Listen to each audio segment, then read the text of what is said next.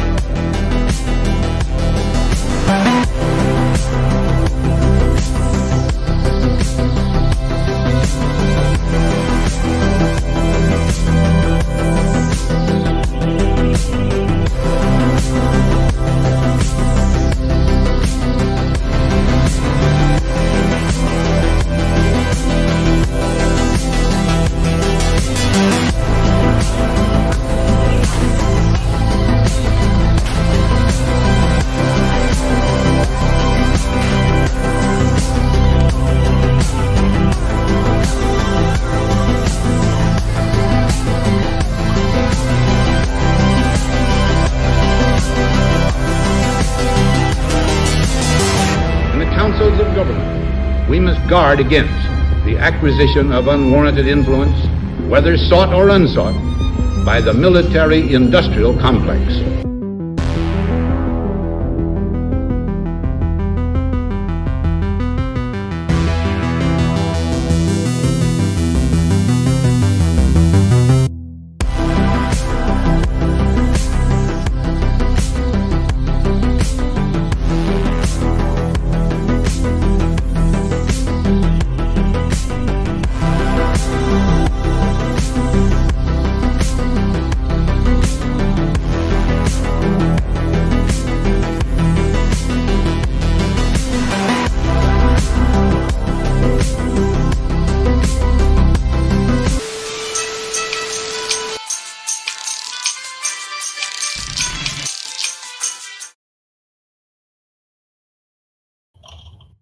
And welcome to Anonymous Bites Back episode. I'm having some technical difficulties. Episode 106. Is it 62 or 63? I think it's 162, but Oh God. can't be sure these days. We'll just put it at 62.5. Anywho, if you guys are looking for us on YouTube, I guess we got a strike for something because we can't stream. We can only upload. We can't stream. We didn't get another copyright strike, so we're not sure what the fuck is going on. With like the Christchurch shooting, since they've been like really adverse to live stream since then. I think. But I don't think we covered Christchurch shootings. No. Yeah. He's saying since that happened, they've been cracking down on channels like no other. But the thing is that they're just doing it just out of spite. They're going after everybody. They probably can't. They probably hate live streaming now because they're so afraid they're going to get in trouble with some crazy. This itching to put all these crazy new censorship rules in. Well, yeah, we also got kicked off of Breakers TV. I don't know what happened there. So if you are watching to us, that's good. Wherever you're connecting to us, I believe we are streaming on Facebook today because we have a lot of outlets that are gone. If you, we're trying to move everybody off of our Facebook platform, but at this point we don't have too many options with getting some of our major outlets taking away. It's kind of a double-edged sword, making fun of Facebook, but yeah, we're streaming to Facebook. But what the fuck? We're not trying to be hypocrites, but we're like forced to be hypocrites right now. Yeah. But it sucks. We do have some great guests in for tonight. Internet freedom fighters. We announced them, Tyler. Can you? Yeah, I'll start with Jeremy Malcolm. He gave us a little intro we could do, so I'll just do that. And so he's an internet activist who hacked on the same Australian community network as Julian Assange, and until recently he was working at the EFF, the Electronic Frontier Foundation, fighting for internet freedom and against laws like FOSTA SESTA. We'll talk about that during this episode.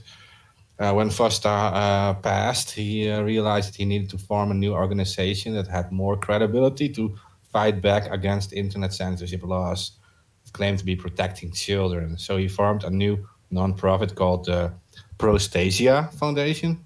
I hope I pronounced that correctly. Which promotes the idea that we can protect children in better ways that don't involve infringing human rights. Okay, and our other guest is our good friend Fluffy Shutterbug.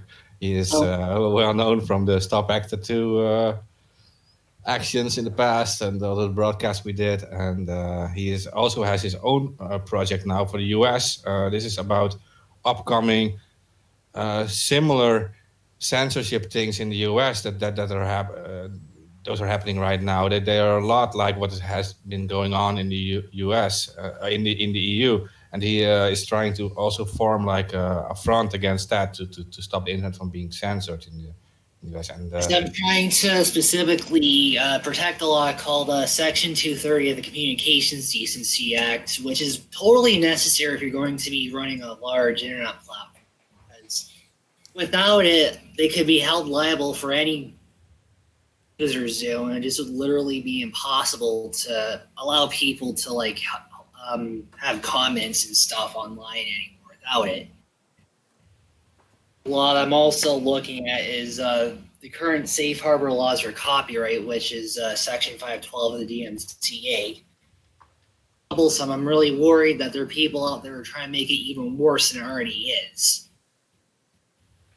So yeah, I'm currently just watching and waiting for something to happen, and there actually currently is filed by Senator Joshua Hawley a few days. Well, actually, no, it was last week that would actually threaten to strip liability immunity away from large platforms if they can't be proven to be politically neutral enough for the FTC.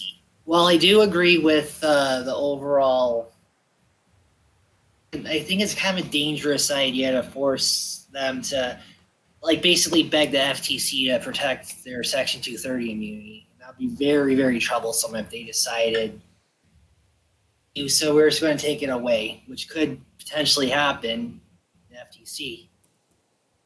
Yeah, sorry, that was a mouthful, but I just had a lot to say. Quero criar, mano. Como que cria, velho? Yeah, can I say a few words? It's Jeremy. I was introduced just before, and I'm glad you're on here, Fluffy, for talking about the Section 230 stuff, because that's so relevant to the work that I've been doing as well with Foster Sester being part of the chipping away at Section 230. But of course, they never meant to stop chipping away at it until they had really demolished it completely. So it's definitely a real threat that we have to make sure that... Sorry.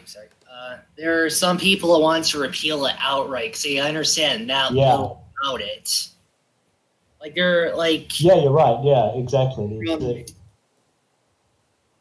Mike Maznick from Tech-Dirt actually posted on Twitter a few days ago.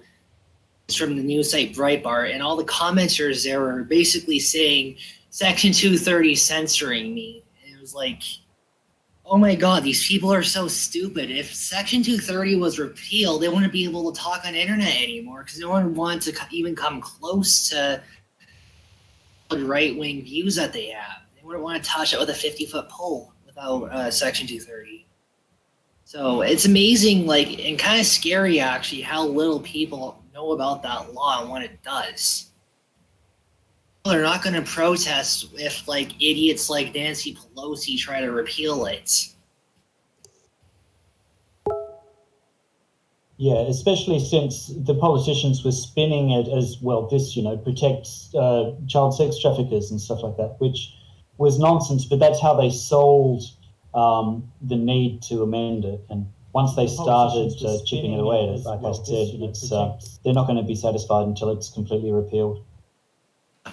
Yeah, and I get so annoyed with the whole save the shoulder end mentality, because all it is just basically, it's just wrapping up the internet in bubble wrap and preventing adults from actually really expressing themselves, just because some parents don't know how to be parents and going places where they shouldn't. So I just can't stand that whole. Well, what they did with it was they went after Backpage.com, and that was like immediately after that was signed. They went after Backpage. I heard that they didn't even need to pass FOSTA SESTA to go after Backpage, because of course they didn't, but they're using it. They're using it to go after the internet. Just like they were using copyrights to go after the internet in Europe, and they tried doing it years ago in the U.S. with, correct me if I'm wrong, but it was SOPA or PIPA. It was both SOPA, PIPA. Maybe it was both of them. I don't remember 100%, but both. I mean, yeah. Well, what they're doing is they're just using children to go after the internet. Yeah, and it's fucked up. Children, terrorists, or copier. Oh no, actually, children, terrorists, or the poor, starving artist. That was one of three people that they invoked. So it's either protect the kids, stop the terrorists from talking, or give the artists money that they're being deprived of.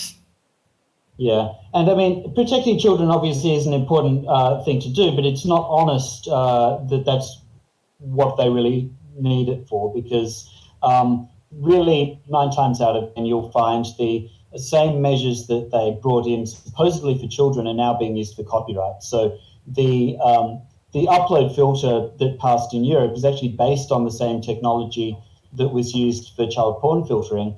And obviously everyone is happy for it to be used for that, but they said, oh, well, it's only ever going to be used for child porn filtering, and then that turned out not to be true. Really, 9 times out of 10 you'll find. Yeah. Someone else on Twitter a few days ago I forget his name, but he was a software engineer. But he was saying to one of my friends on Twitter that, like, basically the copyright filters in Europe are just the beginning. He was saying that pretty soon after they're implemented. They're going to be used to suppress political speech, like, for instance, yellow vests in France.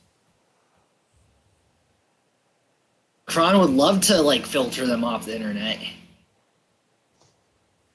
Well, speaking about France, what Facebook is now doing is they're handing over any type of deemed hate speech.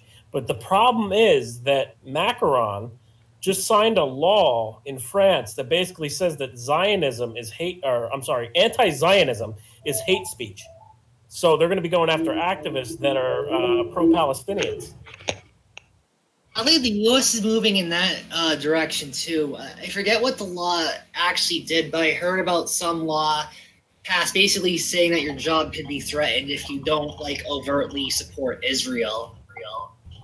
That, and they were threatening people after the tornado or hurricane or whatever it was, and they were saying that if they were boycotting Israel, they couldn't get assistance from the government. And I was just like, what? Like, is that a real thing? And I had to look it up, and yeah, it was legitimate. It's absolute insanity. And what just bothers me is, like, how come the U.S. shouldn't be this obsessed with? It's kind of disturbing, actually. It could be any country. That's the thing. It's a matter of that the U.S. should not be supporting another country and should be, as Trump put it, and I really hate Trump, but America first. Like, we should not be putting Israel first. I mean, but at the same time, I do, I am Jewish here, on the panel, but I do have something to say about the Zionists, the anti-Zionist movement has, and I know people on the panel can confirm, is that the anti-Zionist movement has also turned into a anti-Semitic movement as well. I'm not saying everybody is on it, but yeah, that's true. That's really true. I was in a chat room, you know what I'm saying, yesterday, where somebody said "fuck the Jews," and the Jews are all the problem. I'm in the chat room. I'm like, oh, okay, it's all the Jews' fault. You know what? It's a much broader spectrum than just a single person. You know what I mean? It's and it goes across several religions. It's not just one person. Pulling all the strings on everything, but I get pissed off when they say "fuck the Jews," and I'm like, not every Jew is a Zionist, not every Jew is rich. It's like it's also insulting to people like Stanley Cohen, for example, who has spent most of his life defending the Palestinian case. He is Jewish, and he has done more for these people than many other self-proclaimed activist on Twitter or whatever, and he's always worked for them. He has defended even Hamas and stuff in court, and he is of Jewish origin. It is it's unfair to make this a racial thing, and I've said it before too. It has become, a lot of the anti-Zionist movements have turned into Jewish hatred, which is not the same as anti-Zionism. That makes you an anti-Semite. That makes you a racist. Absolutely. No, absolutely, yeah. And the thing that I really hate is when people go off on tangents and say that the media is ran by Jews. It's actually not. I really hate. It's not. It's not. Like, the thing is that people don't realize you're spreading white supremacist propaganda when you post those images. Those images are literally coming from Daily Stormer and other sites like that. Yeah, if you look at a lot of those memes about the anti-Zionist ones, they do. I've seen guys try and get rid of the swastikas under the thing, but you're right. A lot of these memes and stuff are coming from white supremacist sites. Yeah, it's disgusting too. I mean, the thing is that they are co-opting the anti-Zionist movement. An anti-Zionist, like you said earlier, not every Jew is a Zionist. Not every Zionist is a Jew. That's a fact, and people tend to forget that and just blame the Jews. And I don't understand why. I don't get it. Besides, if you're a racist, then I understand. want nuances anymore. And what Like- here is why this is a big problem, and why this directly has to do with the whole ACTA, SOPA, with the whole censorship thing, and that is that these people, instead they claim they're fighting the establishment, right? And there's like blaming Jewish people or whatever, but what they're actually doing is they are giving the people in power an excuse to censor legitimate activism. Yes, Absolutely. so Well, the that's expression a is canard. That's just a way to falsely procure your what am I looking for? I'll think of the word here in a moment.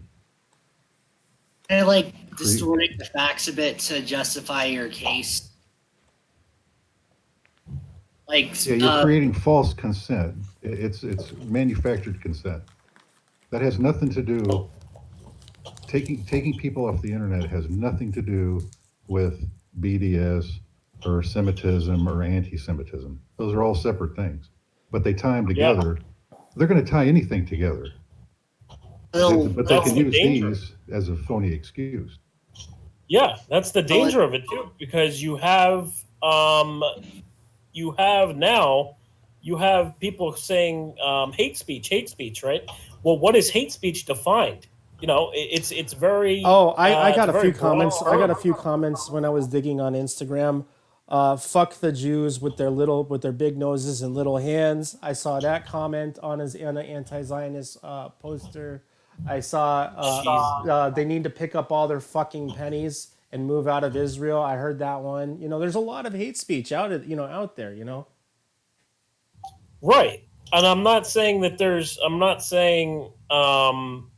not people out there that are spreading hate, but when you allow the governments and you allow social media to have a word like hate speech and it's not clearly defined, anti anything can be hate speech. Like anti-Zionist, it's not necessarily hate speech unless you get into where you're bashing a race or there was something that went on all platforms a few weeks ago that if you deny anti-Semitism if you deny the Holocaust and you're saying that the Holocaust never happened and it was thing, they're going to take you off of social media. Personally, like me being Jew, I get it. You know, like the Holocaust really did happen, and my grandmother was a Holocaust survivor, so I'm like, it's like for people to say that, like I don't know, you know. Should they? Isn't it a bit Yeah, like the Flat Earth Society? Like nobody takes them seriously, right? So, to what extent are people who say the Holocaust didn't happen? They don't have any more credibility than the Flat Earth Society, surely. Yeah, it's true. But you'd be surprised how many people actually buy into stupid bullshit. Yeah. I mean, they would only buy into it if they're racist. Like, who the fuck's going to say the Holocaust didn't fucking happen? Oh, well, then Hitler wasn't fucking ruling Germany? John, I showed you a few big Anon pages that were spreading that shit. Remember? Yeah, I 100%. they were spreading it. Yeah. Yeah, especially on Facebook a lot too. It happens.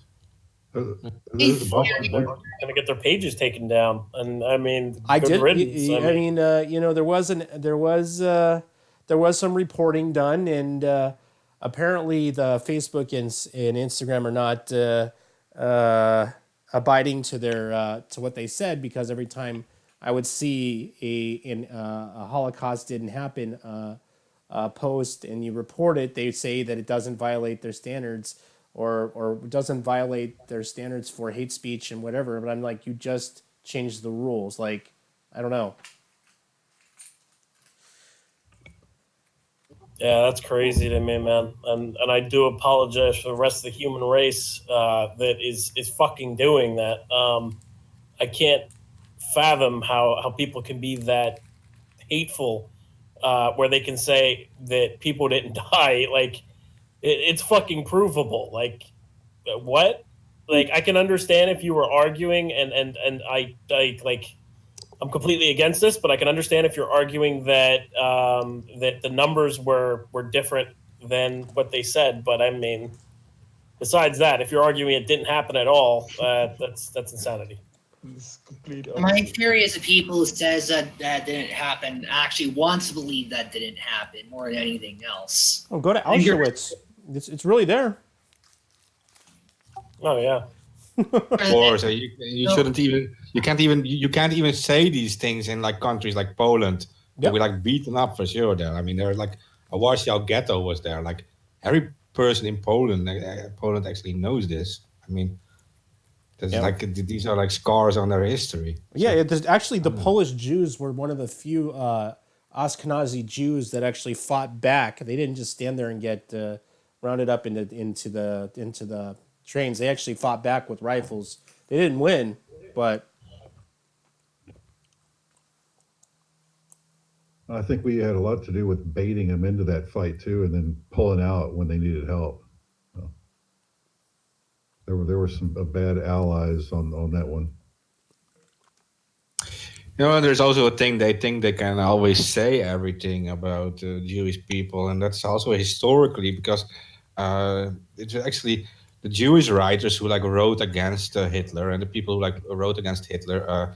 These people were like censored really bad. They were censored for hate speech because they had hate speech against the Germans, against the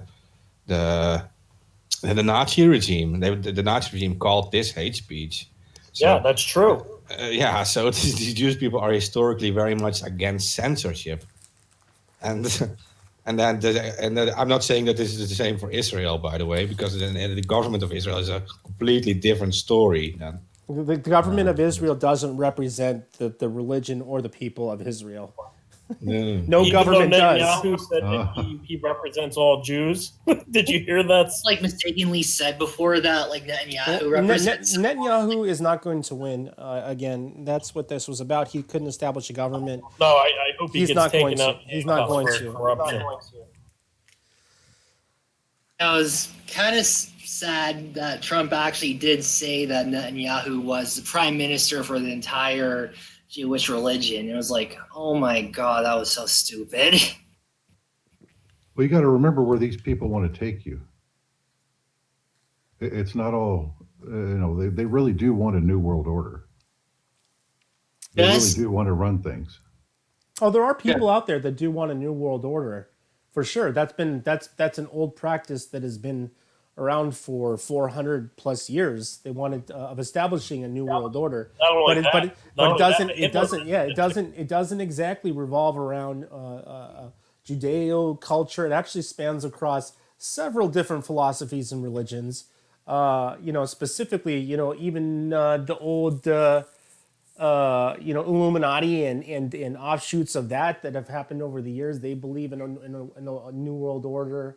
So do some of the offshoots of the esoteric community, the OTO, Ordo Tempor Ordialis. Yeah, that you're not supposed to talk about. But I got some dirt on all OTO, of them. I know OTO is very dangerous to talk about. I'll just put it out that way. My source, Ted L. Gunderson, told me that years ago. I got some before dirt he on died, them for that sure. Never talk about OTO. OTO. This is a little weird fact. OTO says they're all about like the positive end of the occultism, but when they go down into the lower depths of their temple, they have a statue of Baphomet, and I'm like, okay, you guys are definitely worshiping demons here, like 100%. Totally normal. Totally normal. Freedom of religion. Yeah. Anyway, go ahead, AK. Oh, what an odd doll. What an odd doll. Here, child, you can play with it. But this was a good introduction into censorship, I think, and about the whole hate speech thing. But so I'll ask, like, Prostasia, can you tell us a bit more about your history and the organization? Sure. Well, like I said, I used to. By the way, how is my audio? Is it okay? It's good. I Okay. think just a little bit louder, though. Okay, I'll just go closer to the mic. So I used to work for the Electronic Frontier Foundation, and we were fighting Foster-Sester, this censorship law that was brought in originally on the pretext of being to stop child sex trafficking, which everyone agrees is a bad thing, and certainly no politician wants to be voting in favour of child sex trafficking. But just like with other laws before it, it really wasn't about that. It was about chipping away at Section 230, which we were talking about before, which protects, which says internet platforms are not responsible for the speech of their users. Because if you start to make internet platforms responsible for what their users say, then that's where the censorship, of course, happens. So they just started chipping away at it with this law that they said would help stop child sex trafficking, but it hasn't actually done that at all. It's what it has done is said to internet companies, you can get sued if anyone says that you helped their, if they were involved in sex trafficking and you didn't stop it. So that's why Backpage was the original target of this law, but as we discussed earlier, Backpage.com was eventually taken down under a different law that didn't have anything to do with foster-sester. So it was really just a pretext for being able to threaten internet platforms with responsibility for particular content. Now, in this case, it's sexual content. It's much broader, though, than just child sex trafficking or adult sex trafficking. Basically, any sex work that is facilitated during using the internet is now the responsibility of the internet provider. And in practice, it's much, much broader than that, because they're clamping down on discussion of sex in general just because it's too risky for them, or they feel that it's too risky to allow any discussion of sex that might be construed as support for sex trafficking. So that's why Tumblr changed its rules last year to ban sexual content. It's why Craigslist also shut down its online classifieds for personal services.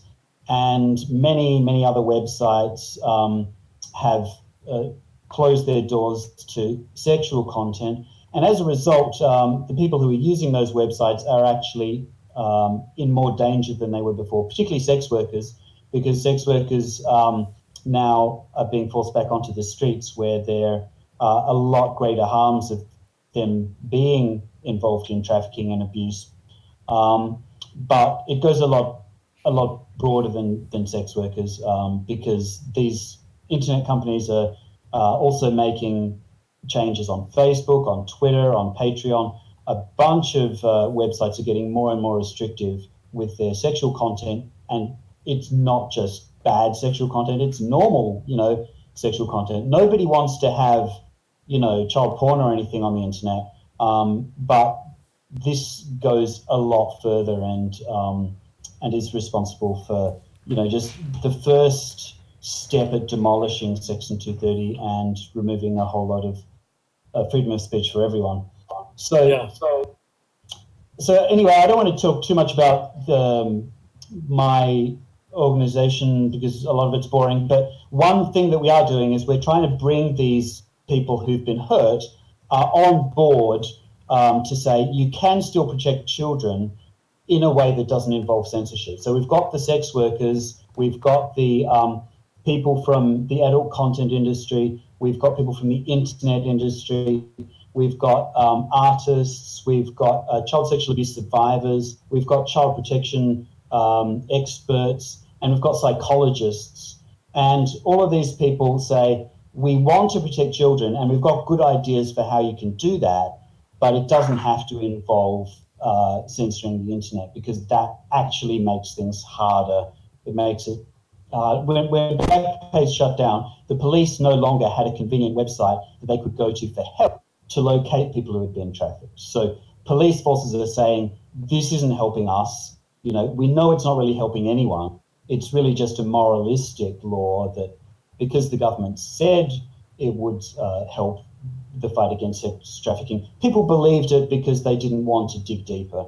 And so, unfortunately, that's where we are now. And so we're trying to create an alternative. Oh, by the way, all of the other child protection organisations supported foster-sester. So we're the first one and the only one that opposes it. And we are one of the authors of a brief to the Federal Circuit Court which is hearing a lawsuit which was brought by an organization called the Woodhull Freedom Foundation, and they're trying to overturn Foster. So we contributed towards that lawsuit, and it's currently being considered at the federal circuit, and we will find out if Foster is constitutional or not. And of course, we're saying it's not, because it's resulting in a whole lot of censorship of legitimate speech that isn't and isn't helping in the fight to protect children. Yeah. On the note of Tumblr, Tumblr was actually suspended from the app stores because they were basically Porn. they were flooded with child porn. Flooded. It was a known issue that Anonymous kind of knew about for years, and some admins have been dealing with it for years. And finally, the app stores noticed it, and they suspended them. And that's why Tumblr.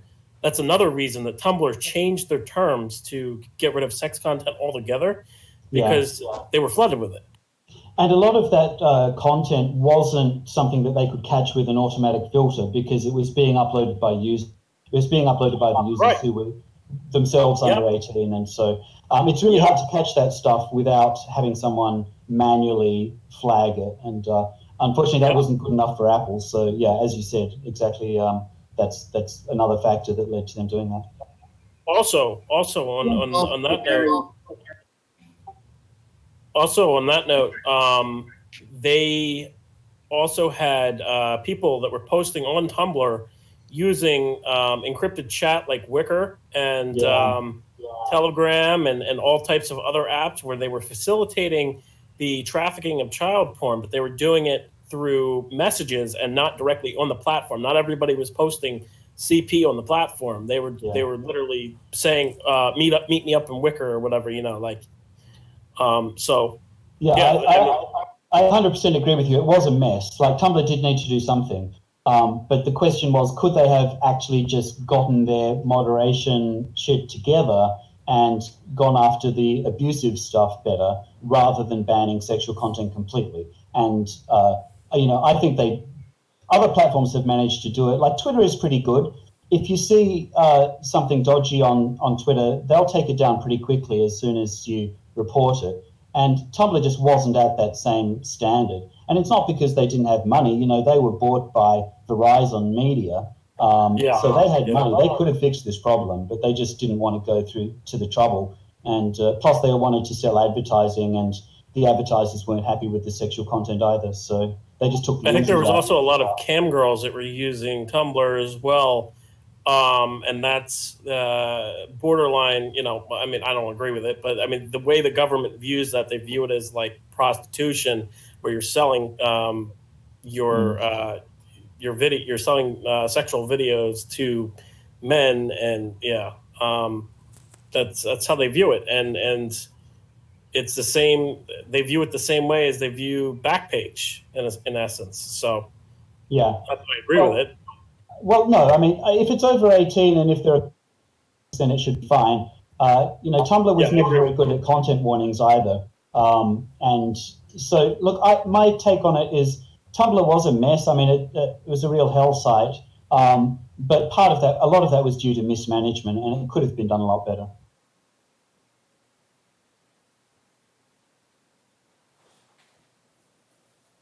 Yeah. As I was about to say earlier, the guy who currently runs Apple, Tim Cook, is very, very against sex. He probably also had a personal vendetta against Tumblr too. Wait, remember he took off the app? Remember that app that was going around? Oh, it's a little bit, might have been before your time.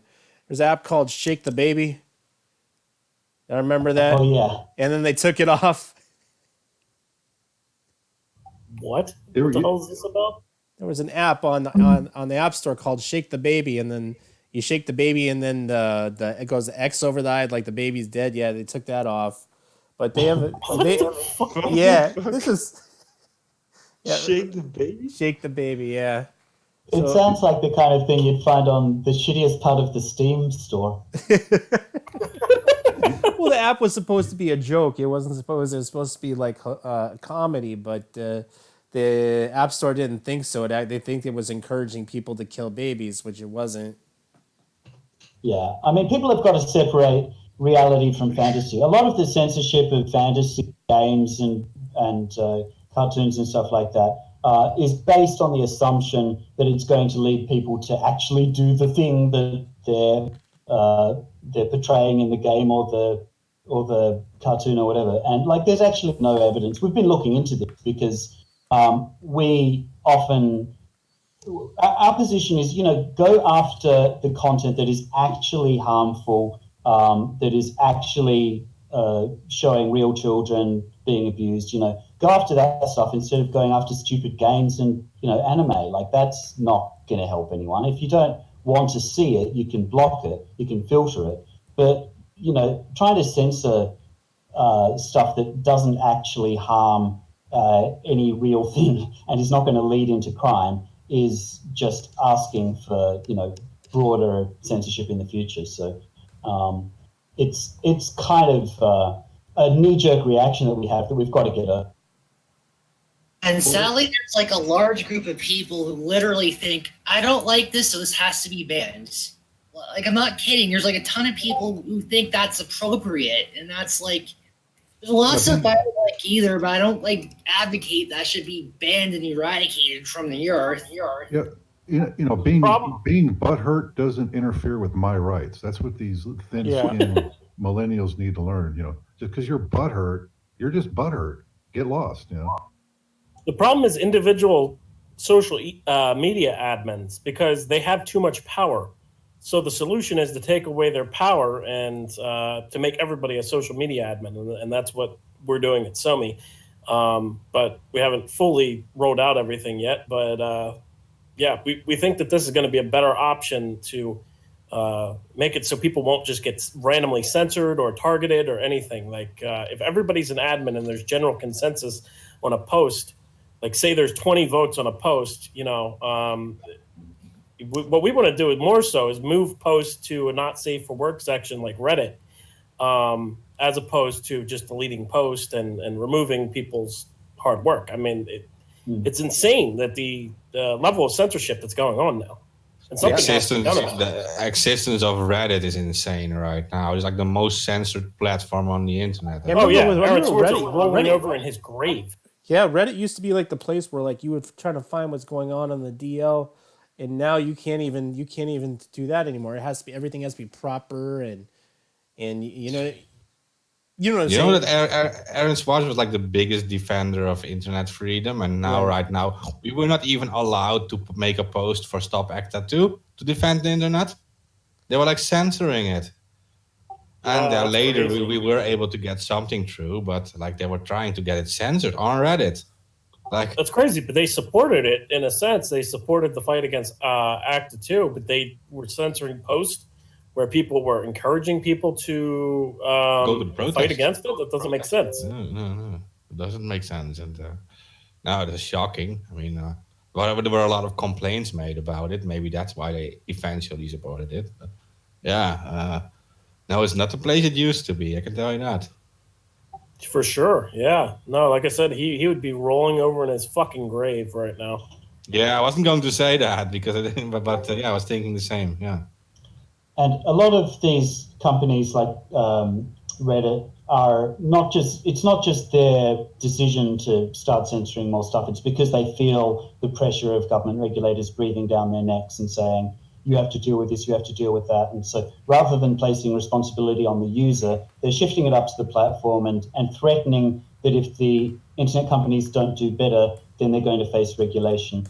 And Foster Sister was a way of showing them that they meant business, because that was the first time that we did get some action from the government to reduce the protection for the internet platforms. And also the internet platforms are just not popular right now, for good reasons. They haven't respected our privacy, and they haven't, they're huge companies and they're behaving like huge companies. But even so, a lot of the regulation of the big companies also affects their users, and it also affects the small platforms and the not-for-profit platforms and the open source communities online, and a lot of other, everyone who uses the internet has been affected by Foster Sister. It hasn't just been Google and Facebook and Twitter. It's really affected everyone, and that's that's why we have to be really careful when people are cheering on, regulating the big tech companies. That's fine, but regulating the big tech companies means regulating the internet, and regulating the internet means regulating what you do online. So, look, I'm the first person to say, look, I'm not a huge fan of some of these big companies, but we have to look behind what's the real motivation of this law. It's not just to control the company; it's to control you. Yeah, and so that's the kind of the part I want to emphasize too. The fact that the FOSTA SESTA thing actually makes the website owners responsible for what the users do, right? And that is what makes it similar to Article 13, now Article 17 in the ACTA 2 copyright directive. Yep. That's actually the exact same thing, right? I mean, it's very similar, yeah. It's a very similar. And that's why whatever happens on one side of the Atlantic always affects what happens on the other side. They kind of build off each other, one country will put in a new law, and then the other one will happen, and Europe or America will say, oh, look what they've done, we have to copy it, So that's why the fight against ACTA 2 is just as important against the fight as, Circa Pippa in the US or against FOSTA, because whatever happens in the US or Europe is going to affect the whole world.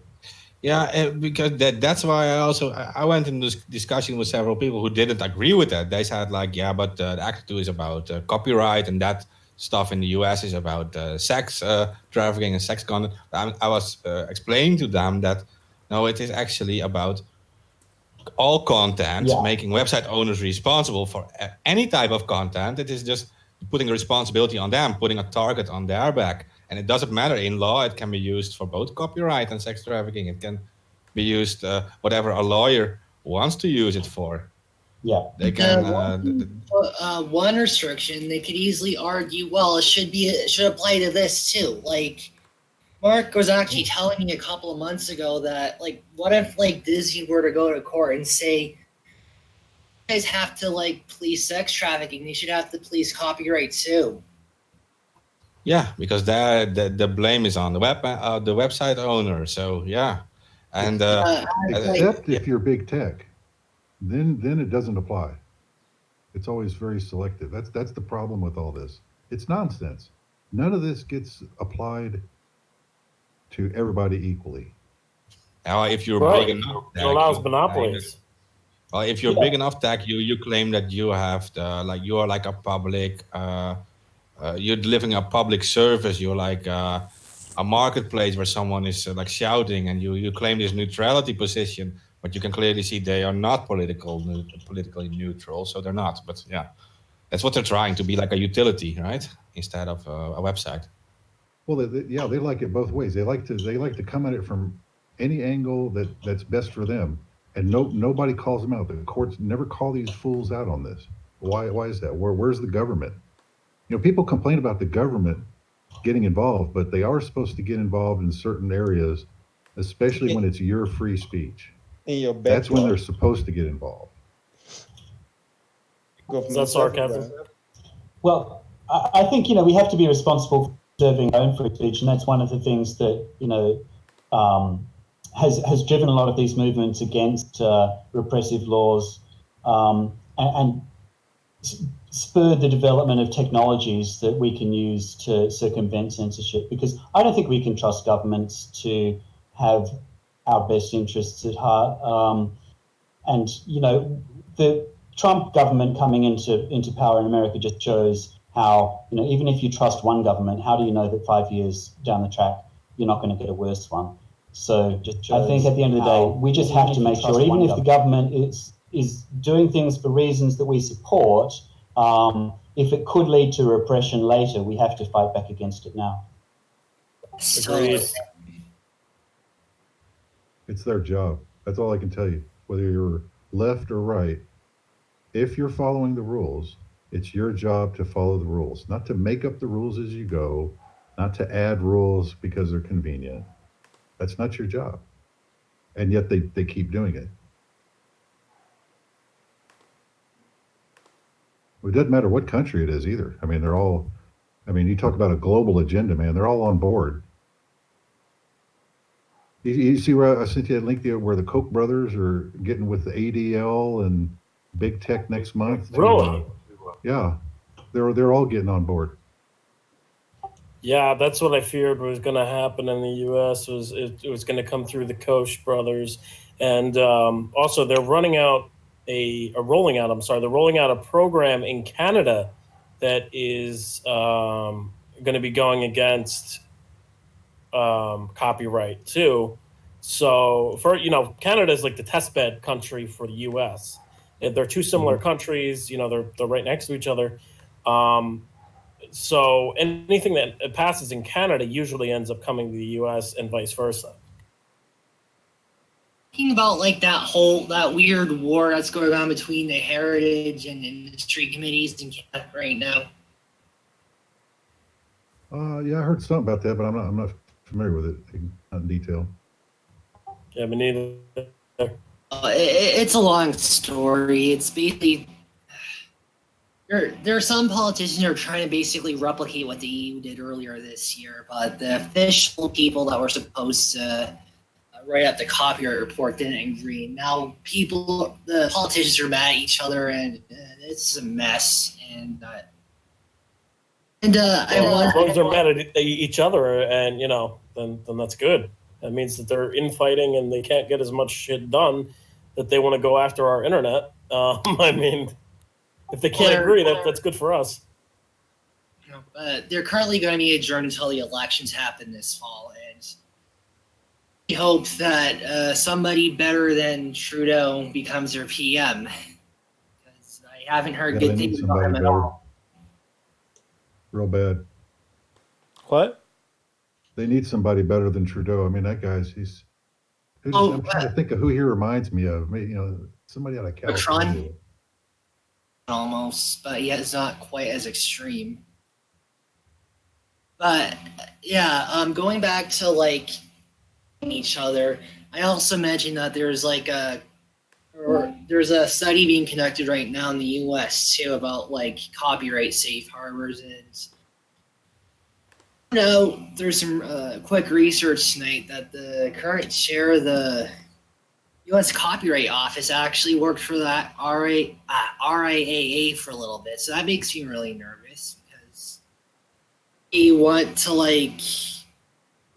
upload filters since 2008. Like I found an article back from 2008 saying that the MPAA and RIAA wanted right filters for the last 11 years.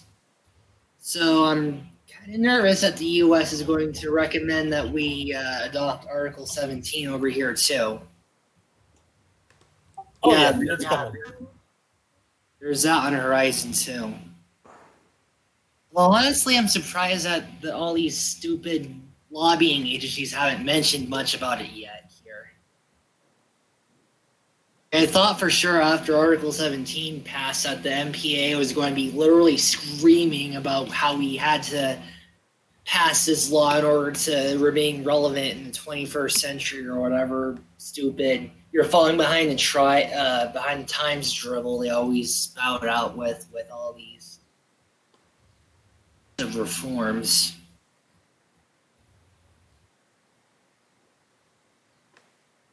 Yeah, it's maybe hard to get attention on the national agenda for copyright reforms in the US because there's so much other ridiculous bullshit going on that there's hardly room to even, talk about copyright in Congress right now. The worst, and one of the really bad parts about this, I actually wrote to my congressman about my concerns about not rushing into adopting Article 17 in the U.S., and they thought I was talking about net neutrality. Yeah. That got completely lost on them. They're not smart, are they? And my thoughts are, what good is net neutrality if you don't have anything to do on the internet? Well, the problem with these laws are, if you followed the original Constitution of this country, none of this would be happening. The problem you have is you've gone down this path of trying to pick and choose and precedent and all this nonsense, and you can't get there because you can't even apply the law equally to everybody. You refuse to do that as a government, and we as a people demand it. So, it's just, that's why you see this nonsense. Problem is really lost our way. we have to figure out how to get money out of politics, but that's like a Herculean feat. I don't know how we're supposed to do that. No, they will always find a coward and a traitor to take a small amount of money. That's, it's pathetic in a way. 10 grand, 100 grand to subvert this country. I mean, there's traitors and fools that will do that. I think we should just make lobbying be bribery. It is. So let's call it what it is. Oh, we actually make lobbying a capital offense. That would be nice. I'm saying that just. Now here's the thing. There's nothing wrong with lobbying. You need to be able to lobby your government for things that you need to get done. I mean, it's like voting and other means. It's a way of having contact with your government. That doesn't mean that everything I lobby for is legal and constitutional and all that. If it doesn't fit, well, then you can lobby all day, but you shouldn't be getting any of these guys on board because they would see it for what it is.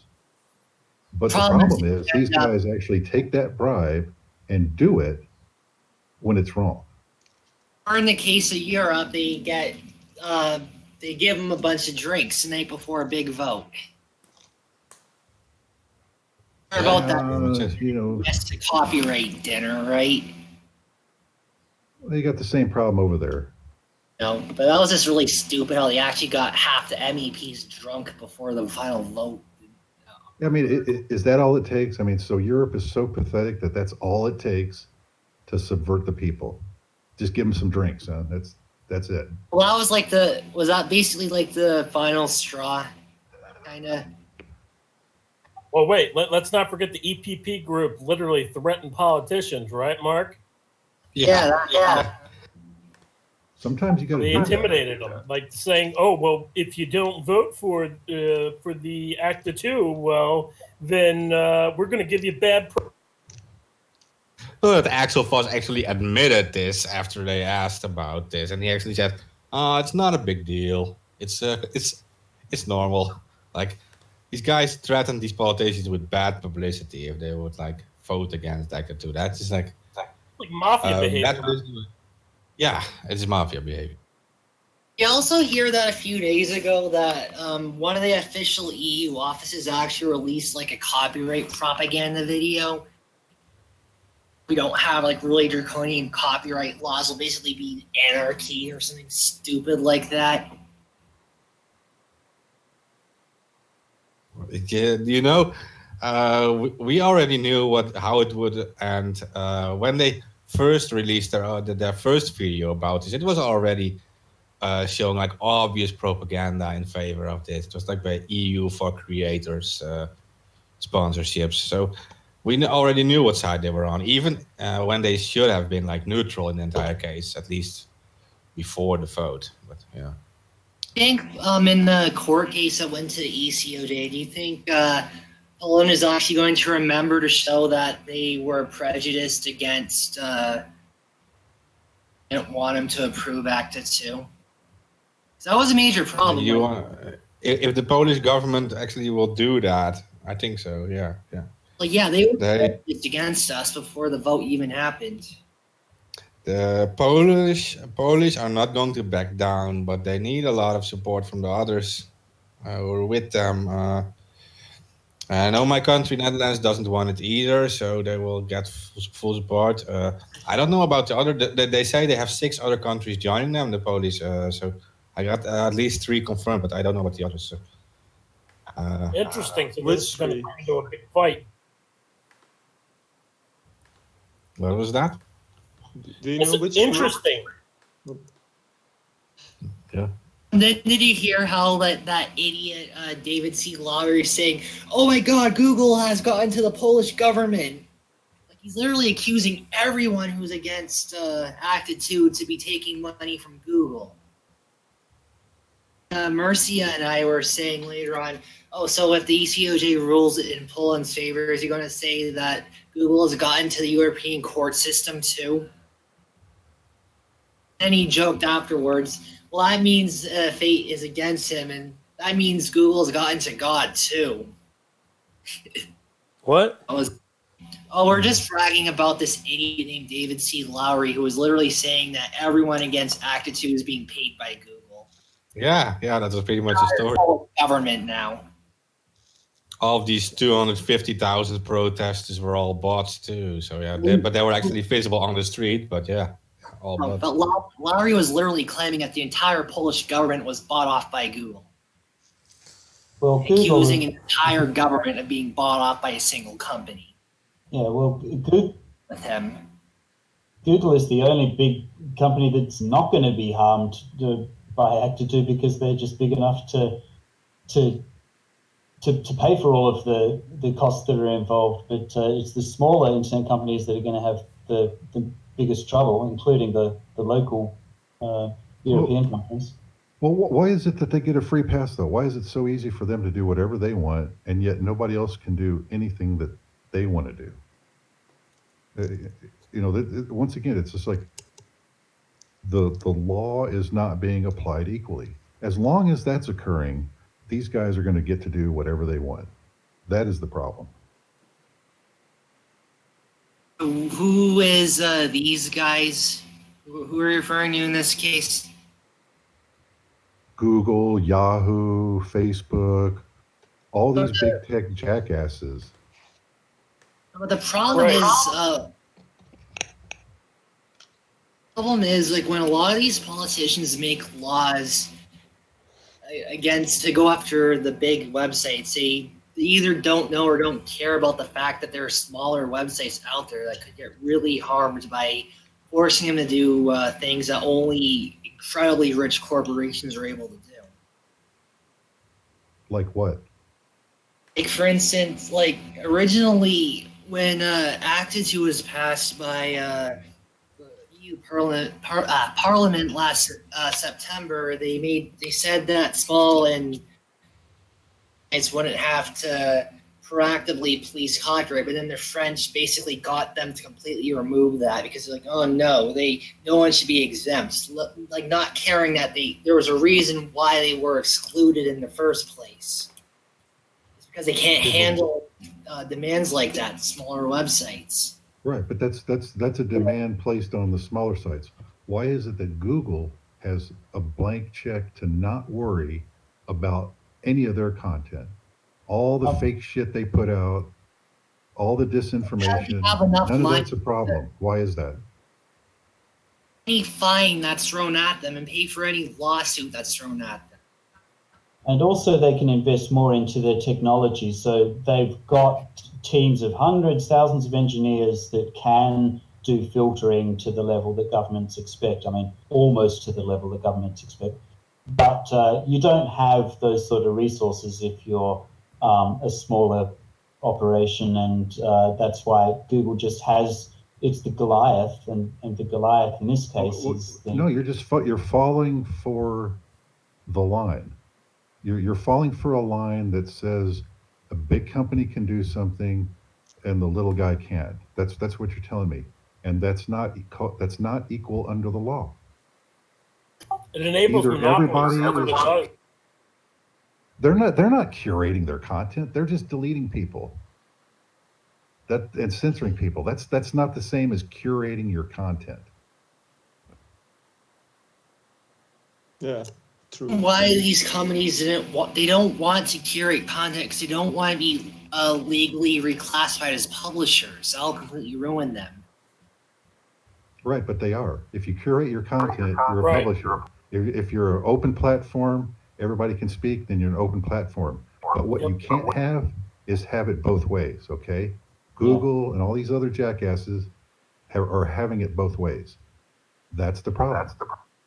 On that note, did any of you guys see the Project Veritas Google expose and the banning by YouTube of Project Veritas because they exposed them? I didn't know that they exposed them, but I knew that they took them off the website. And then yesterday, why am I hearing myself talk? Is there somebody's some weird echo? That's weird. No, they on YouTube, on Twitter said that they, that they were establishing all the rules fairly and to all of the YouTubers, and they were not making their decisions based on political affiliations, yada yada yada, and it was a bunch of bullshit, which has gone on YouTube in the last 2 weeks. Yeah. I just remembered. I also shared a couple of videos. This was actually from a left-wing YouTuber. He was saying that YouTube was going after really hard against all independent, both on the left and on the right. And like, So what gives them the right to delete the video that shows their felony activity?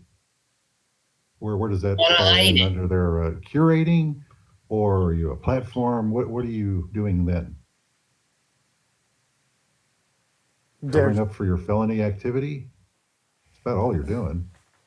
Yeah, I don't think YouTube is moving in the right direction, and I think everybody they're moving in a complete wrong direction right now. I mean, as I was saying, they're like basically hiding videos from all political channels are not getting MSM backing. Well, we're being censored on YouTube right now for some weird reason. We're not allowed to stream, and we have no strikes. Political content is banned now on YouTube. What? I can't hear you. Like two people were talking at the same time. I said political content is banned on YouTube, essentially. Basically. Like, they started banning people for politicized content. Before they were just demonetizing people, but now they started to actually ban people. They're calling it fake news too. That's what they're basically saying. If you're not with the mainstream media, you're fake news. Right. Yeah, well, they can't demonetize us because we don't use monetization anywhere. So, the only step they have is actually banning us and censoring us.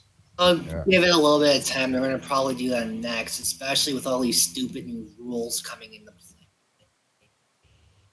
Yeah, like the terror egg, for instance, that's still a thing. And that makes me really sad whenever I remember that's still going to happen soon. Yeah, that's going to be even worse than the ACTA. I mean, hey, we're getting followers on remember those? We're getting followers in weird places tonight.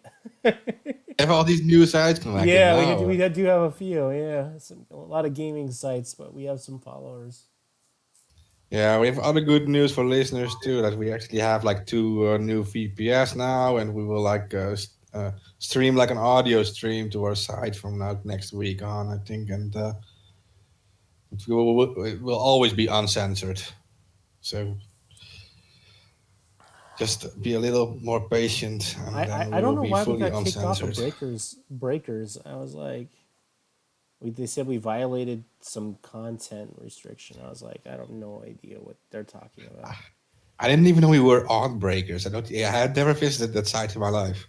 Yeah, me neither. It was just a bunch of people opening up shit from boxes. That's what it was. I was on the site, so I said, fuck it, I'm going to fucking stream there. It's just retarded content. People literally opening up shit out of boxes. That's all that was going on the website, so I fucking put us there. And then we violated their terms of service. I was like, fuck it. Are we also on Africa TV already? Or? No, we will. Yeah, that's in South Korea, believe it or not. It's called Africa TV, and it's in South Korea. That's pretty fucking funny, yeah. We're on Dlive, though. We have a few followers there. It's actually good to be there. Like that's like because they have like of course like South Korean uplink, so that's better for our Asian viewers. Yeah.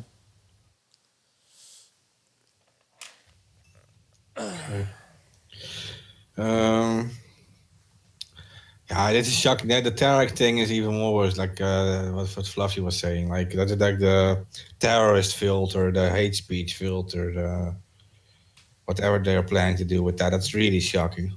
Well, it's gonna come down to the point where there's a big subdivision between websites and social media, and there's more integration between the two, and it's getting less distinct. If this kind of stuff continues, the only place that we're going to see free speech is going to be on peer-to-peer networking, peer-to-peer networks. I2P, GNU network, blockchain, Tor, Onion, Onion pages. We will have to go to darker and darker places to post what we want. And the problem is now that when we go to these places where we can post what we want, nobody's going to see them. Nobody, you know what I mean?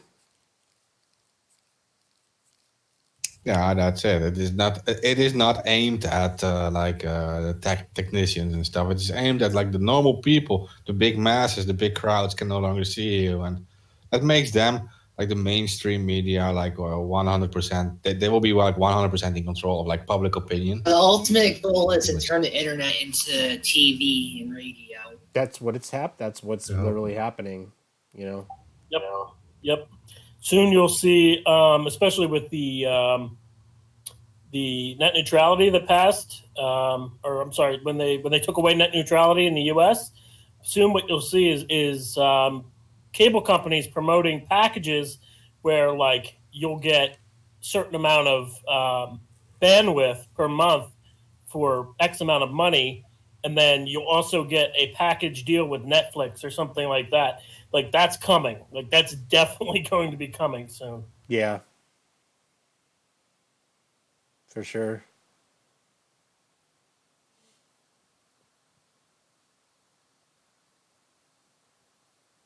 God, who are these people on Based on the way that CC's favor.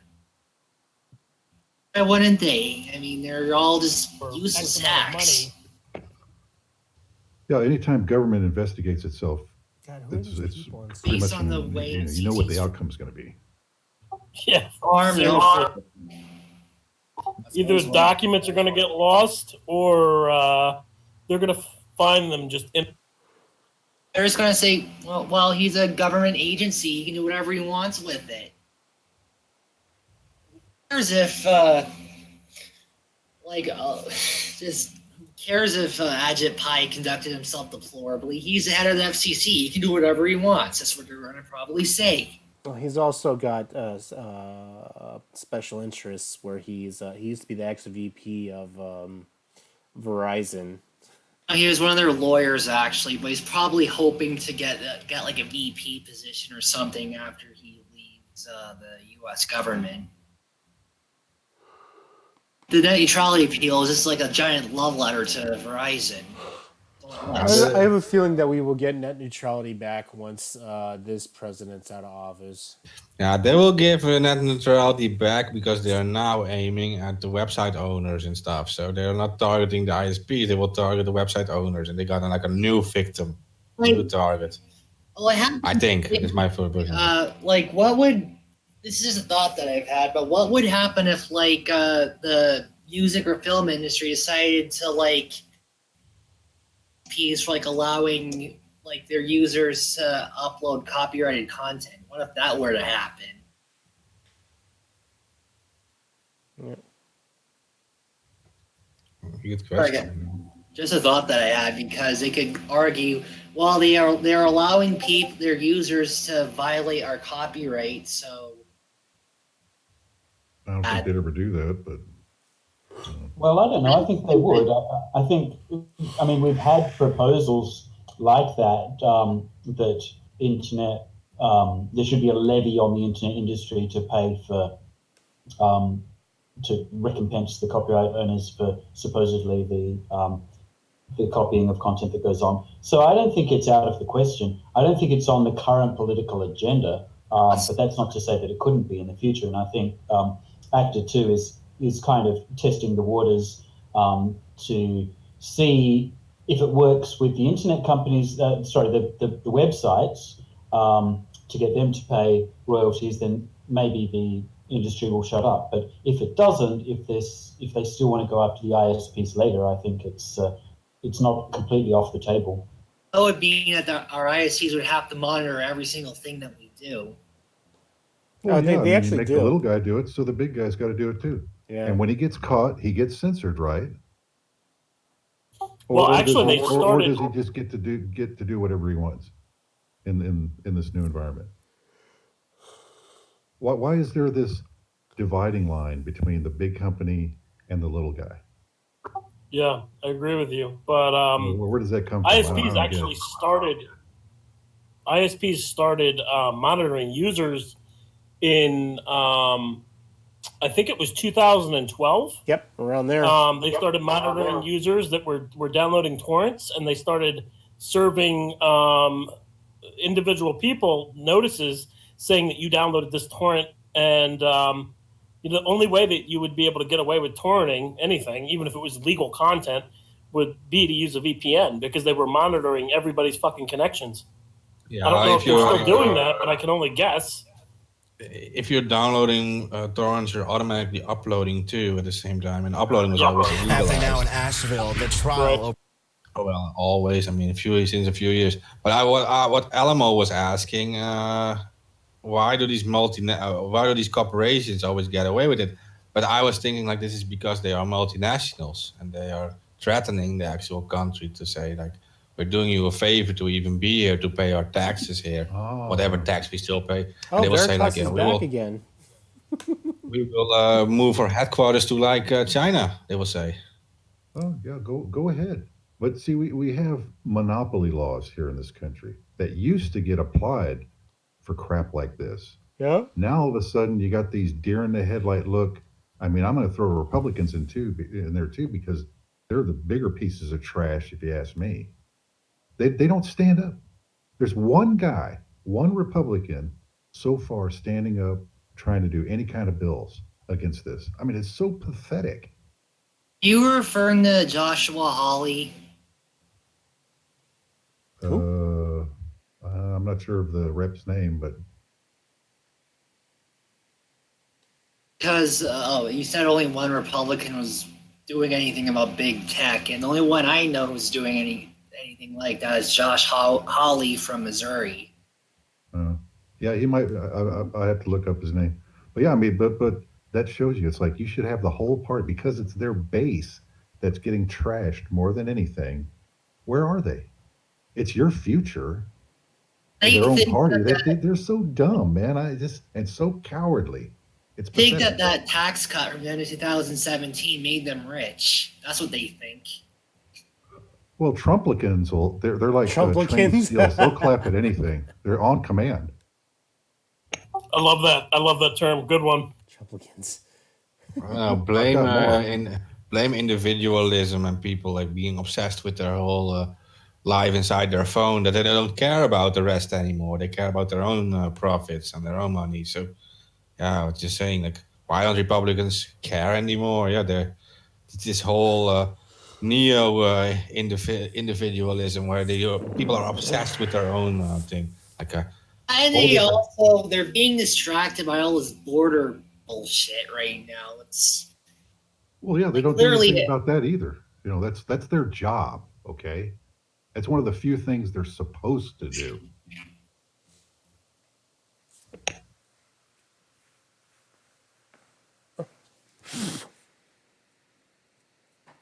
Yeah, well, sometimes it just gets out of hand. But how people are obsessed with their own, profits, with their own money, and that's why they're so easily bribable too, and especially in the West. Because, like, I've seen in America, like, there's like a homeless person on the street, and a guy in a Ferrari stops in front of him, walks out of his car, and he just goes to like a store, buys some expensive stuff.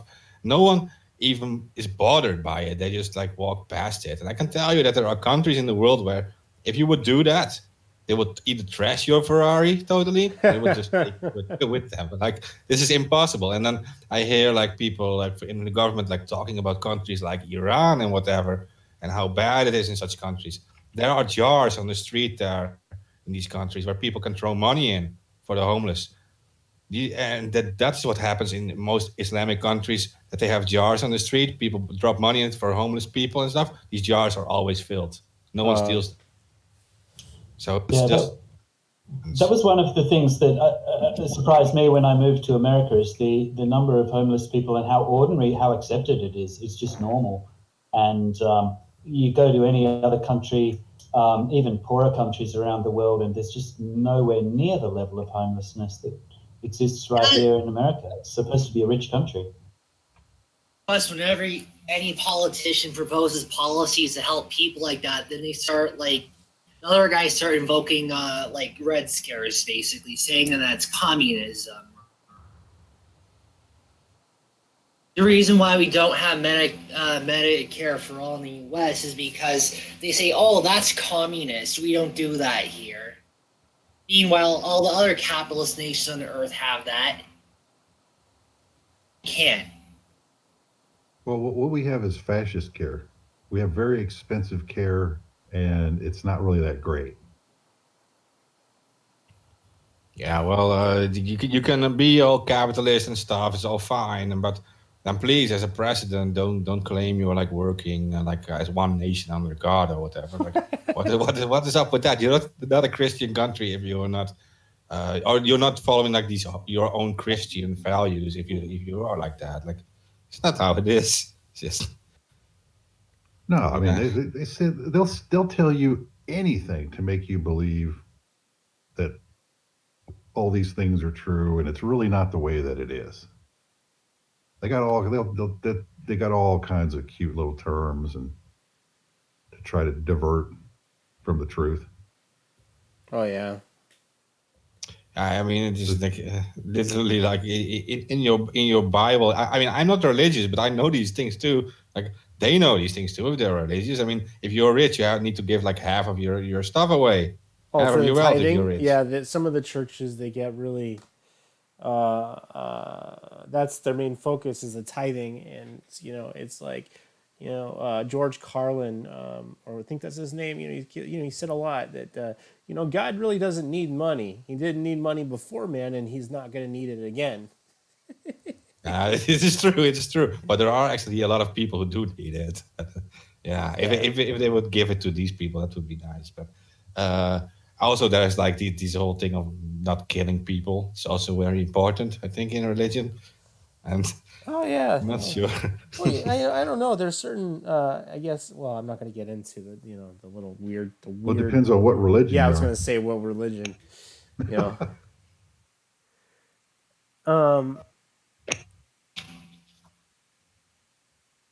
we're totally off on a tangent right now.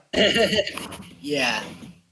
I was thinking, like, what is the cause of all this? Why are politicians so easily bribable? For example, why are corporations exempt from it? And this is because you don't have these true values of solidarity with each other, and with these whole corporations. Yeah, they have so much power. They can literally move everything away, and they threaten with like money losses, and it is more important than human rights in some cases. So, yeah.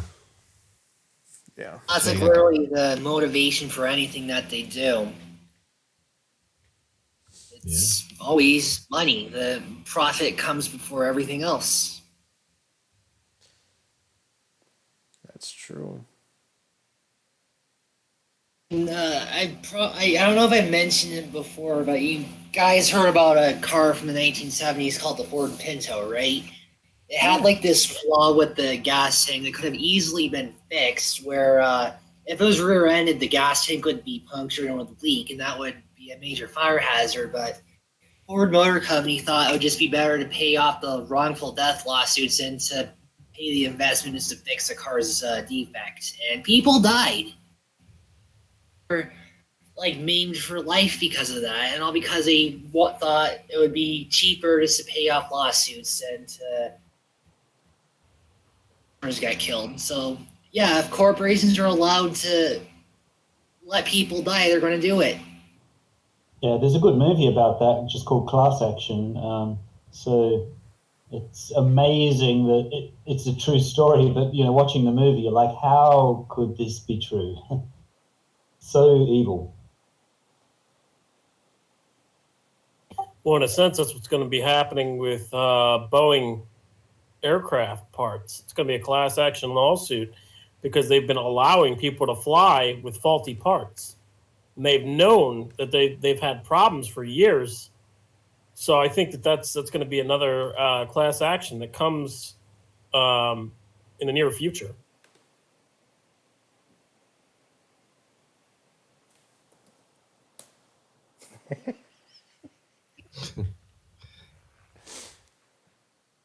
Yeah, that's a great meme. Pretty accurate. Everybody says Trump's orange. I think he's green.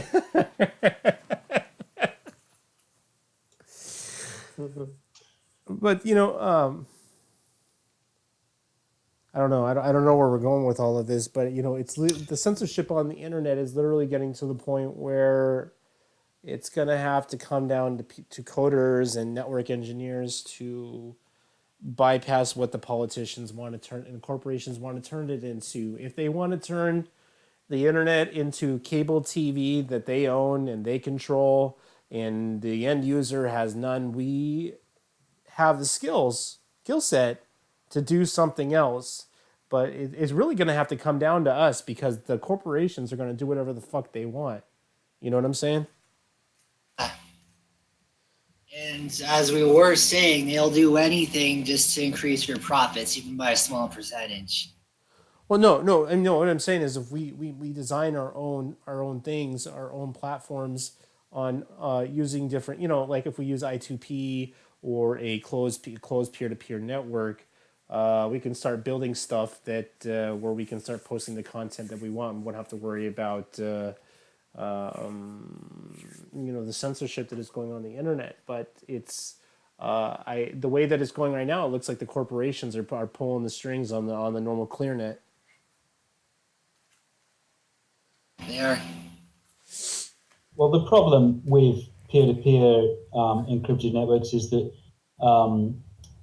the same social problems that we have in society will come up on our private peer-to-peer networks as well. And so you will get like the child abuse stuff being posted.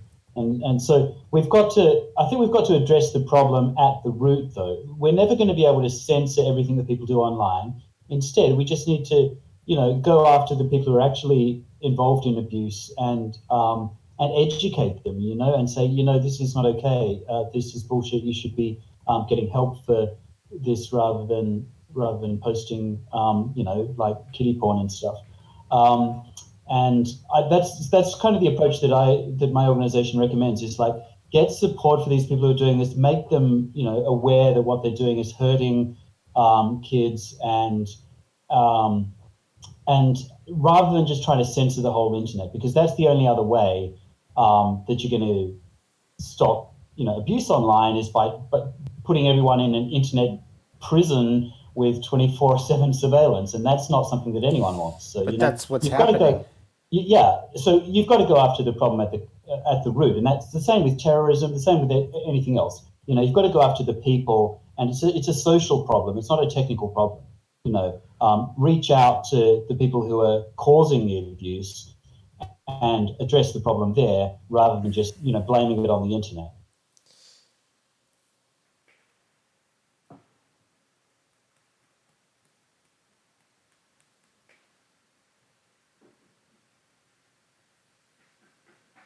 Yeah. There's just some dead air there. I was just looking at the website of Prostasia in the meantime. Yeah, this. Yeah, you're right. This is becoming like a worldwide global problem. I don't know. I haven't really. AK, you know more about Solid, right, than I do. Not as much, but I just know that it's basically like a pure mesh network. I'm pretty sure Mark read it a little bit more than I did. But basically, Tim Berners-Lee has launched a new project because he even said that the internet is being co-opted by the big tech companies and everybody else. It's co-opting the internet.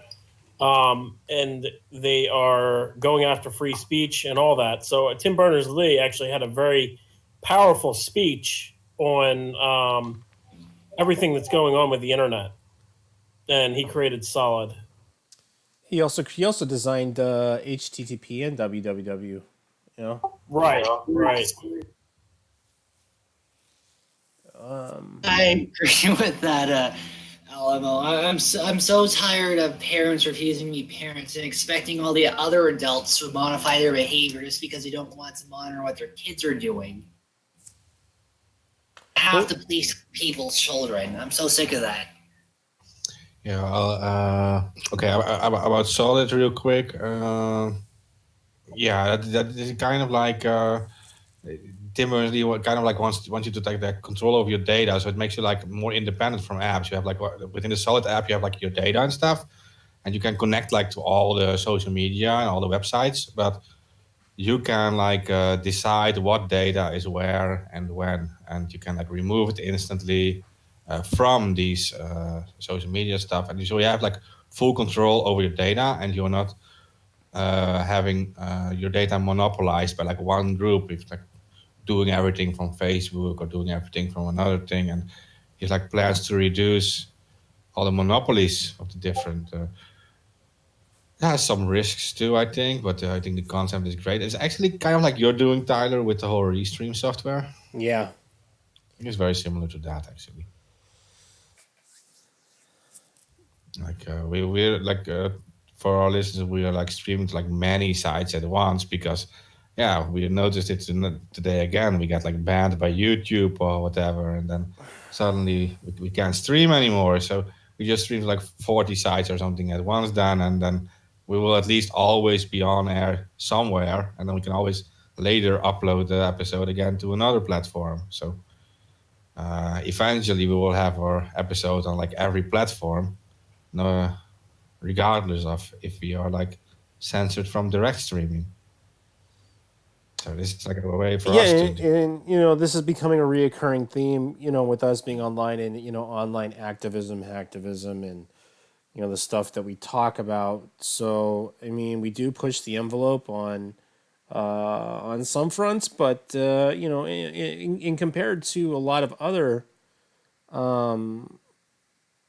channels or organizations or shows or even streams, we're pretty on the light end, you know, and you know, but we're not even we're not giving tutorials into using these 0 days. I mean, we've done our fair share of like bad things on this show, but we really didn't push the envelope to the point where you know, oh my God, these guys need to be off the internet, blah blah blah blah blah. Like, no, are you kidding me? We're from the fucking internet. We can't go anywhere. And we never do anything racist or whatever. We don't like we never like pick one political side either. So you kind of ban on right or what? Yeah, I won't go into it, but Tyler has suggested building certain things on this show before. So that's a good reason to suspend us, but yeah. That's not like my friend, like that guy I follow, Cody's Lab, where he showed people how to make refined uranium from uranium ore. Yeah, he got his channel fucking taken down for a few days.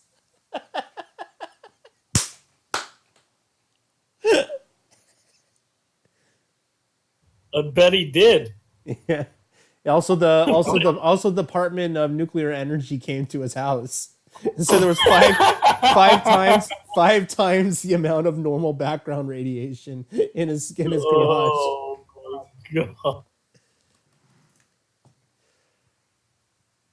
The public libraries have that information too, right? About refining uranium. Yeah, what do you can go. You can go to the library and get any of that kind of information. Yeah.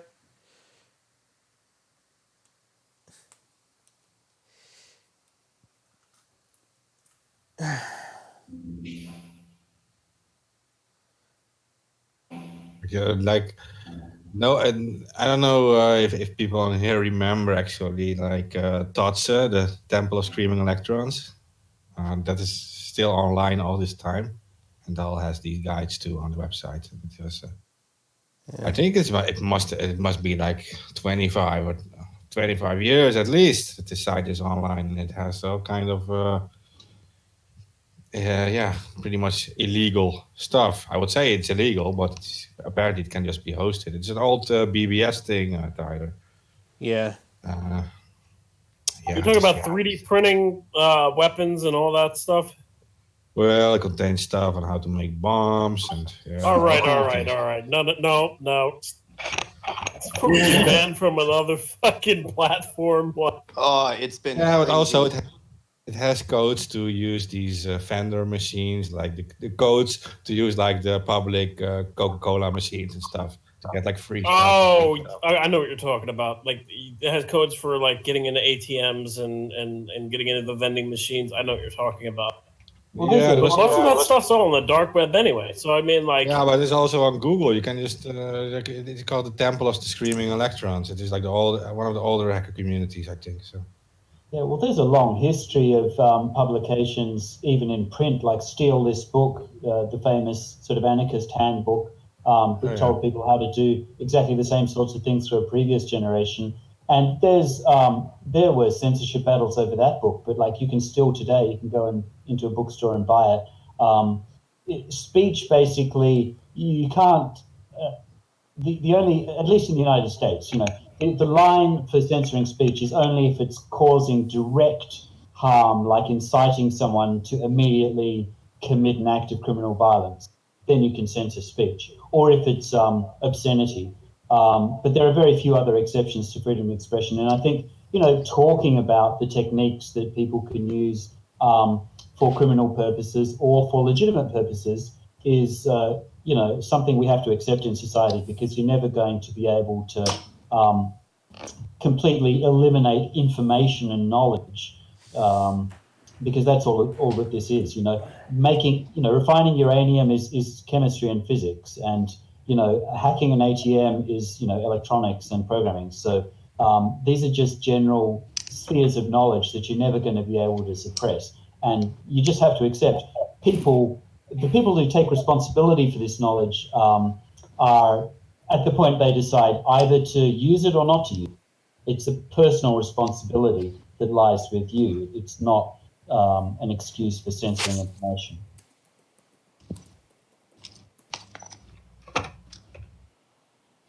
Yeah, I definitely agree. We've had, especially in the U.S., specifically with the anarchist cookbook, where they've used that when you go and check it out from a public library to immediately put you on watch lists. And I know that's been an argument here in the States on whether they should even have the ability to do that. But when you go into a public library, there's certain literature that if you check out, they see that as being a right to monitor you. Yeah. Is Mein Kampf one of them? I very highly doubt that in America. Well, they started censoring good books out of the library back in the 80s, man. I was looking, you still find a few of them, but then you can't do it anymore. Well, yeah, they wouldn't, and they would, they would make it so, yeah, it's not, it's not illegal, but, it would be illegal for them not to carry it, but then, there's just no way for you to get a hold of it in your town or your area. They don't make it available to you either. Right. Yeah, and in Anarchist Cookbook you can download online, but that's what's happening with the entire blanket of censorship that's happening now, and also we have Julian Assange being indicted under the Espionage Act, which is just absolutely insane. It's literally everything is hitting us all at once. Well, a lot of this they've been planning and trying over and over and over again, and it won't work. But then they'll go, and a couple of years later, next generation, they'll try it again. Because none of the tactics that they're using now haven't been the tactics that they've always tried to use. Whether it's the Federalist Papers, whether it's teaching slaves to read and write, this has always been their game to try to censor people. If we catch you with a book, we're going to put you in jail or kill you.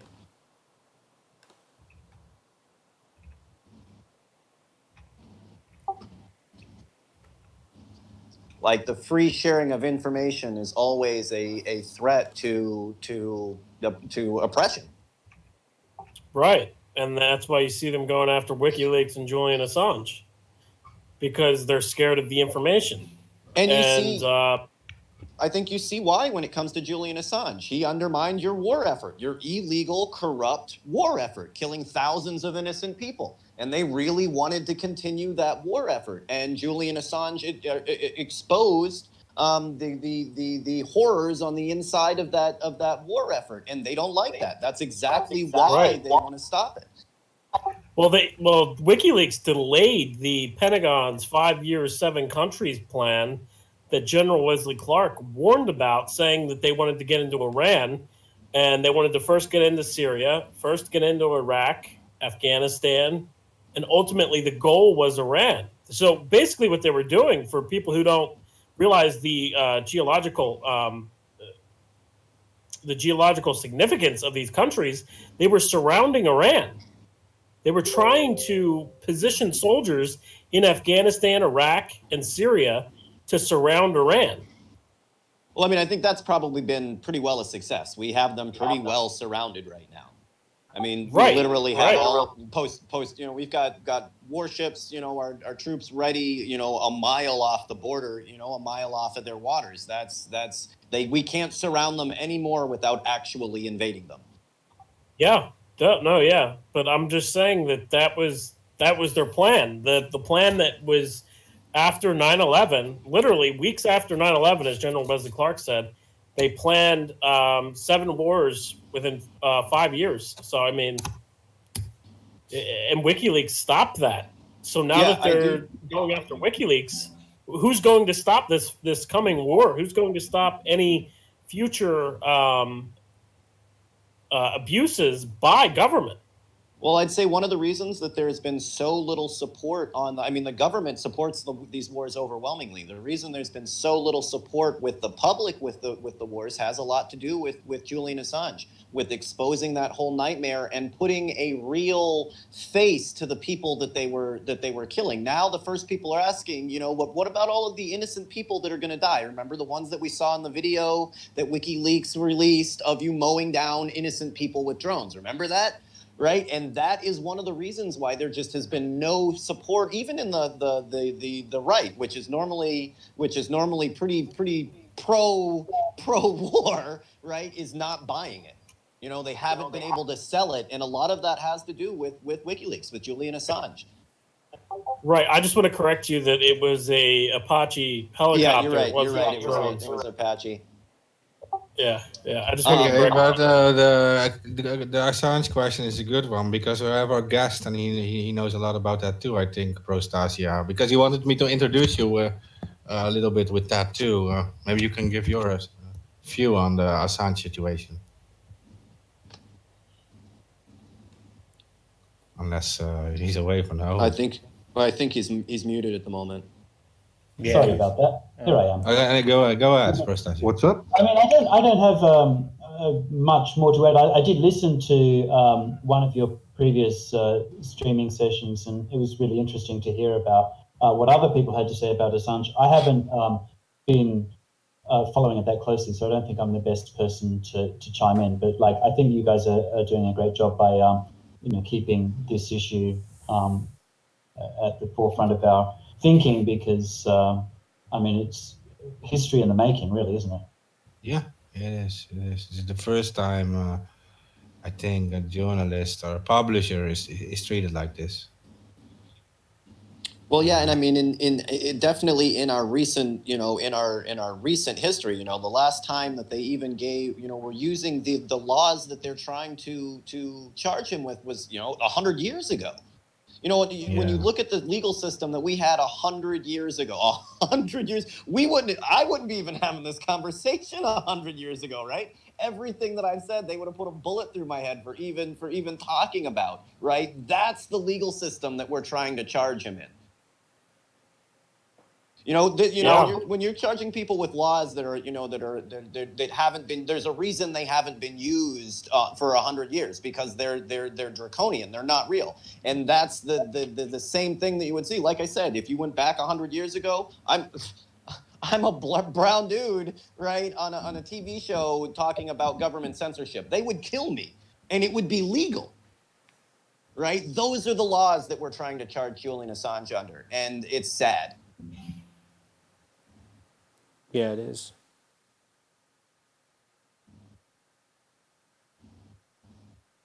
But I do think that it's obviously been unsuccessful, and like information, like truth, once it's out there, you'll never put it back in the box. That's the thing about truth. You know, they can build entire systems in misdirection and misinformation. You look at the money that they've spent to undermine the narrative of what's going on with Julian Assange, and when you say that has worked, like, at all, not only the narrative, but look at all the smears that they've come up with, like the fact that they ran an operation out of a garage during the 2016 election and said Assange was a pedophile. Like, they set up a fake website, Todd and Claire, and said Assange was a pedophile to try to distract from the leaks that were happening during the 2016 election. Yeah, I mean, that sounds... No, please, go ahead, please. I mean, it's something that really annoys me as well, because working in child protection, it's very easy to just accuse someone of being a pedophile or supporting pedophilia and having zero evidence behind it. And people will just believe it because it's such a terrible thing to be accused of.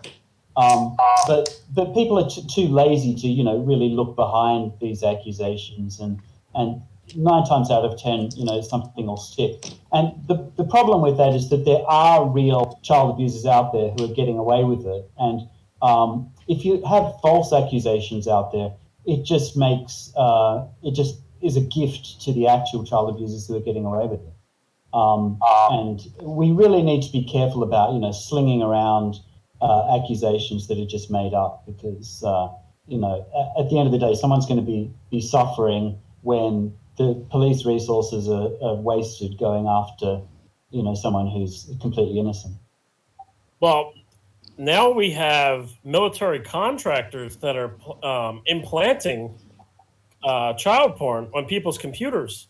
I mean, it's been going on for years, but now it started to pick up a little bit more in 2013. In 2013, there was a hacker group known as Political Hacker Squad. They threatened several people with an alternative media and said that they would implant child pornography on their computers. And one of the cases that I'm actually covering, the case of Brian D. Hill, he ran a website known as USWGO, and he was an activist against NDAA and all that. And they went after him for child pornography, implanted child pornography on his computer. And even though he has evidence that he was threatened with it and that the child porn was still downloading on the computer when it was in federal custody, he's still going to. He already went to prison, and now they're trying to get him for breach of supervised release. So it's very scary that military contractors are setting people up on such a horrific crime as harming children. Especially when you think that same resources could be used to actually stop, child trafficking, people trafficking. When you look at the resources that they're using to try to destroy, hackers and journalists, those resources, and I mean these are military contractors, right? And they're not being used against real criminals. They're not being used against the nightmares that exist in our world. They're being used to oppress journalists. Right, and WikiLeaks revealed the software known as Galileo in the hacking team emails, and source code from Galileo showed that it was suspected. It was more suspected than showed that Galileo allowed military contractors to implant child pornography on people's computers. That's absolutely and I mean we've managed to recreate it. So I mean we have managed to put information on systems using exactly how they would do it, just to test to see if it could be done. The problem is catching them actually doing it is extremely difficult. unless you're standing in the room with them. I mean, there's so many, you'd have to get somebody that, that was pissed off at the company that released the files or the instructions that they were told to do it. But definitely can be done, and I mean is being used. These guys will use anything. There is no end to the corruption that they will go through to continue to make money in things like war and things like pollution and things like political corruption. They like to keep that power. And we know it wasn't even difficult to implant that stuff on people's computers, because we know after the Russians, the shadow brokers actually hacked the NSA. They published all the tools the NSA had, like the Eternal Blue and stuff.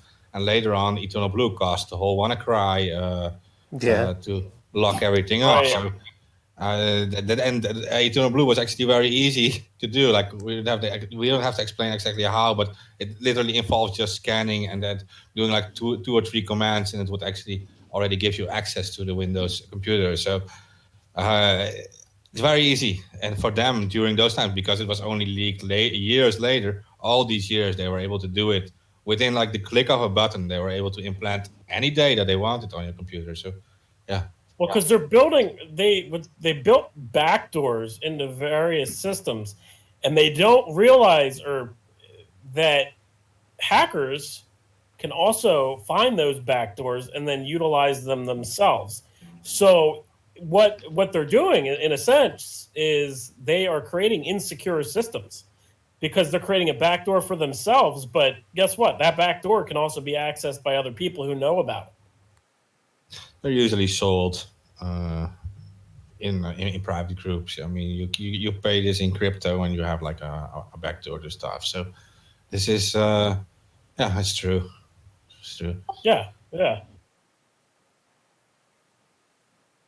Well, and it seems like they release these tools every once in a while. There was a whole list of hacking tools that they released that were being used at Standing Rock as well. It's a pretty common pretty common trick that they use. And I mean, we're going to have to make, one of the problems is we don't have legislators that even understand the technology that's being used. The people, the NSA understands what it can be used for, but the people that are writing these laws have no idea what it does or how it works or any of that. And we really do need to start making laws that restrict these cyber warfare, tactics against private citizens. You shouldn't be able.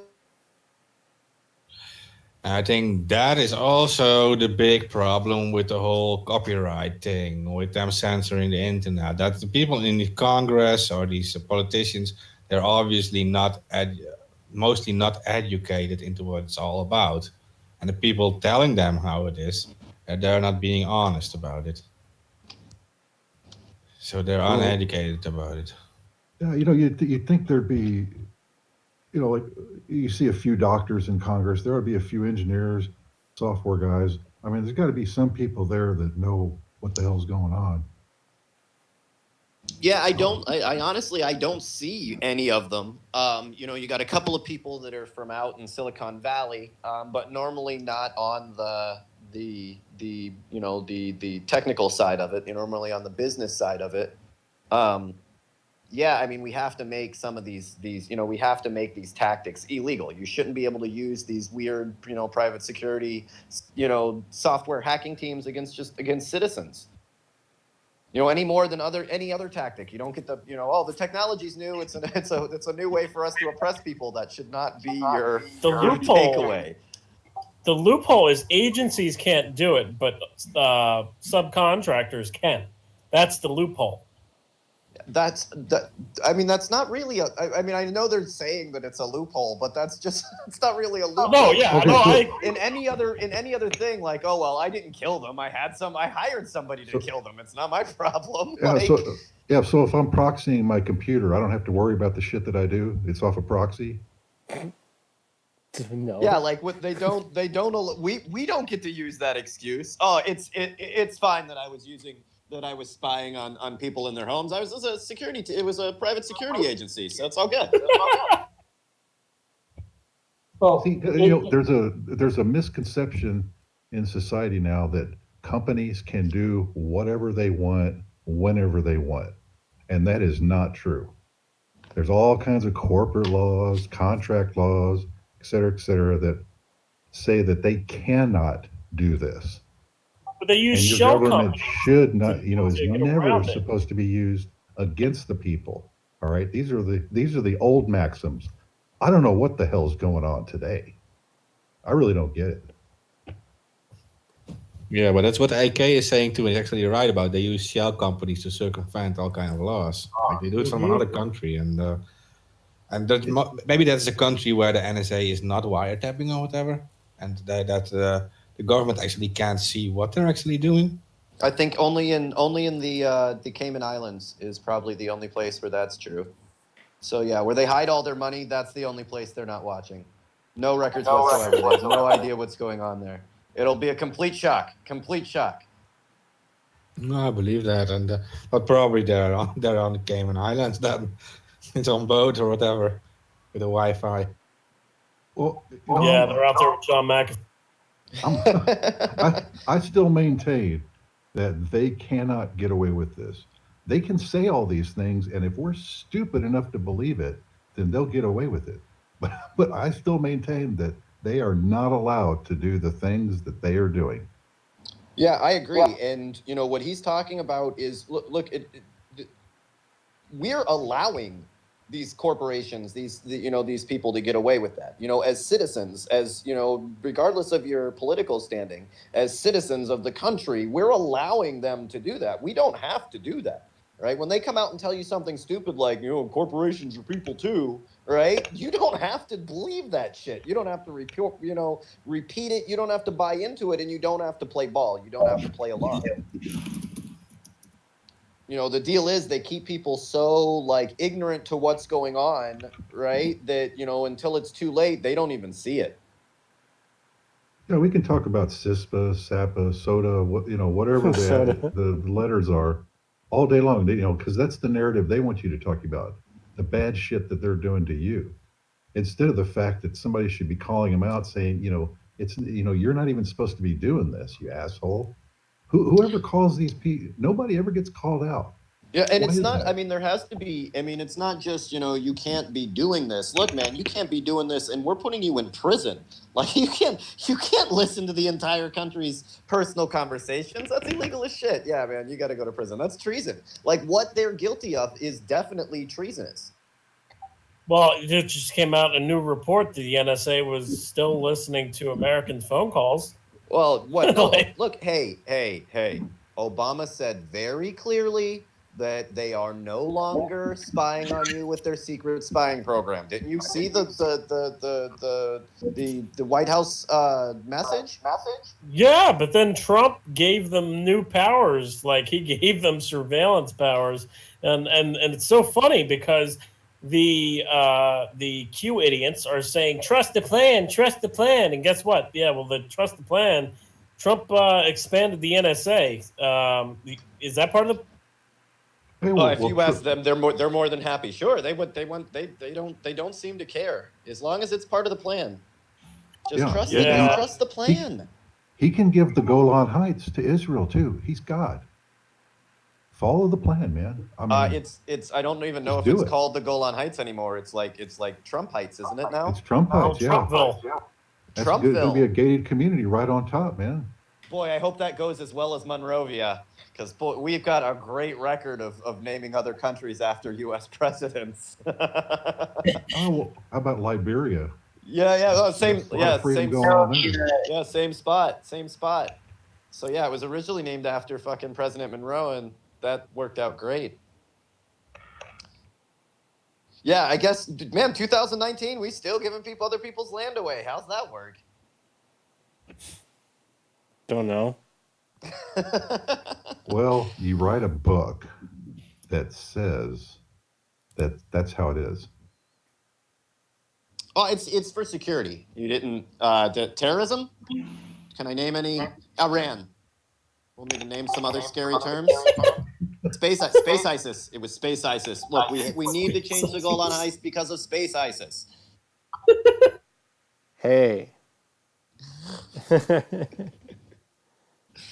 Did you see that? Did you see the article that that said that the U.S., Russia, and China may be already at war in space? Wait, what? Yeah, I'm not kidding. Wait, where? Like wait, what? say, I mean, say that first of again? all, what exactly are we fighting over? First, No, I mean, I don't I don't know. It's space, man. Come on. Somebody has to be in charge. It's like the ocean. Somebody has to be in charge. I think it's space. I don't think anybody needs to be in charge. It's space. It's pretty big. Well, plenty- Jeff there's Bezos plenty to disagrees calm with you, and he wants to go conquer a planet and name it Bezos. Oh, It's like- okay. It's Well, didn't like we do somebody... that with the moon when we stuck our flag in it? Oh, because now we own the moon. Yeah. That sounds legitimate. No crazy person would ever say that. I I'm own the just moon. saying. That's what we do. My dog pees in the yard. It doesn't mean he owns it. He thinks he does. He's Yeah, wrong. I think He's he'll wrong. disagree Exactly with like you. this. He's wrong. It's like somebody coming and demanding their ownership of one grain of sand on like a giant open beach. Like, okay, I'll just move over here. Space. So yeah, I'm sure that these are crazy people. They would probably fight over something like space. Like not a hot war, but a cold war. You know, we randomly smash our satellites into each other, or, do little clandestine. Right. jumps That's what back and MIT forth. was saying too. Right. Oh, a galactic could- false flag. Yeah, I could That's what see we stuff need. like that. Oh no, it's Somebody's coming. threatening It's coming. Mars. It's coming. There could be possibly. Look, we have to stop the Russians from building weapons on their satellite platforms. I mean, that is, if it's not for the sanctions, especially, I mean, nuclear weapons. This is what they're going to be saying to us. Everything that they're saying about Iran right now, they're going to tell you is going on a satellite thousands of miles above the planet. In a galaxy far, far away.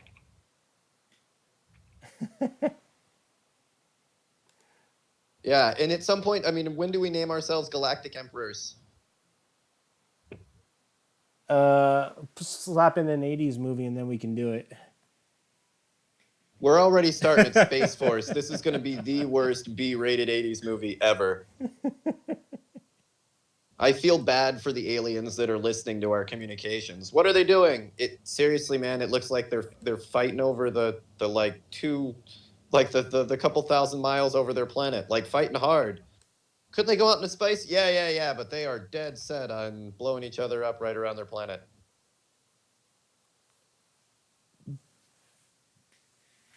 Well, we have mutually assured space destruction. Ugh. I mean, we're not just going to blow the planet up. We're going to blow space apart. Oh, why not the whole solar system? I mean, why That's stop what I'm there?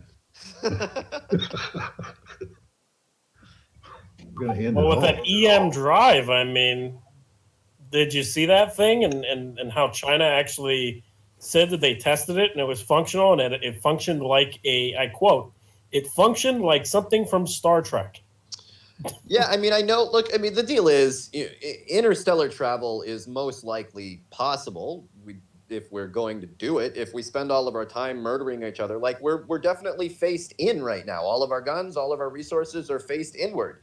Until we face them in the other direction, right? None of that's going to change. We're not even trying.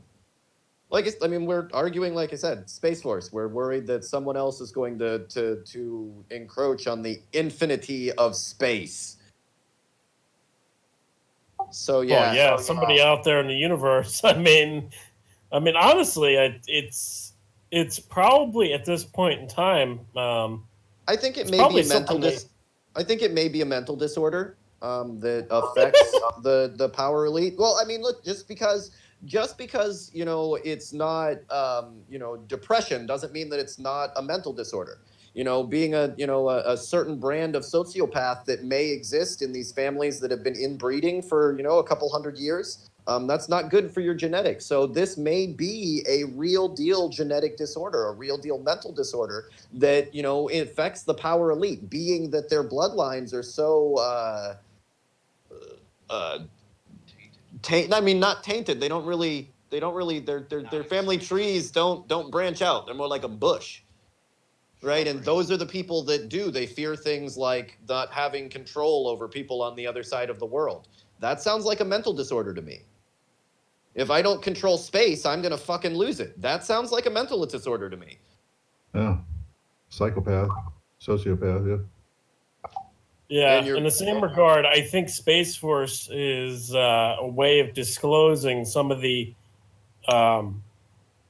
projects that have been going on for years. Like I had the whole whistleblower in the Navy who said that that he was a part of mining operations on the fucking moon. Like, and this is like years ago, and it sounds insane. But then, you know, a few weeks after I said that on this radio show.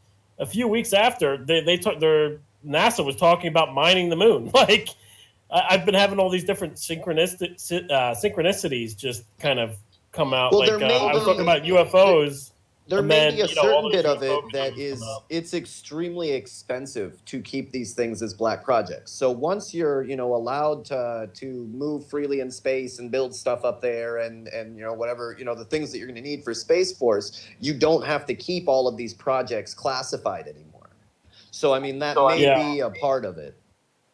Oh, yeah, definitely a part of it. Because like I said, you know, he was saying that they were doing these mining operations like years ago, man. Like he was saying that this was going on in the 70s and 80s. Like that's fucking insane. You have to imagine it can't be. I mean, it is a difficult task to get to the moon, but not so difficult. Like I can see it from my house.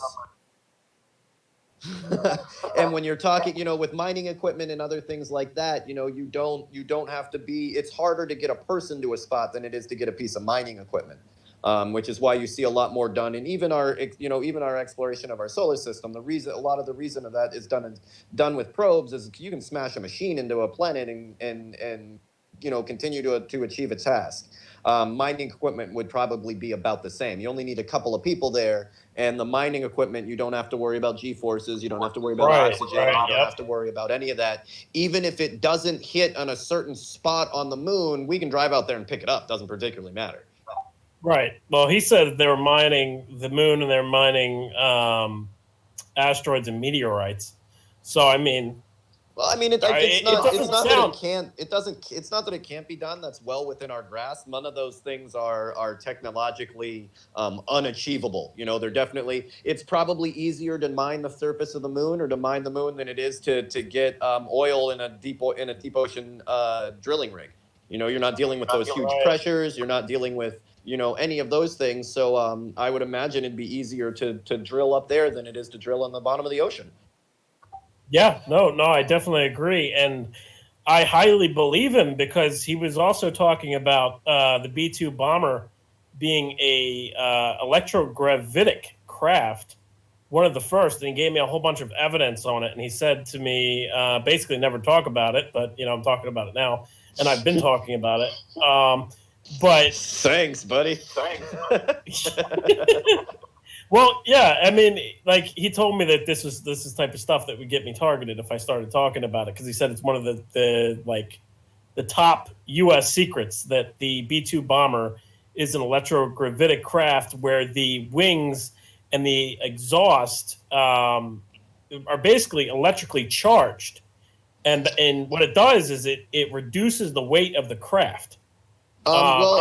It's not actually the weight of the craft. So I can't. The only reason I can talk about this at all is because it was recently declassified for civilian use in the car industry.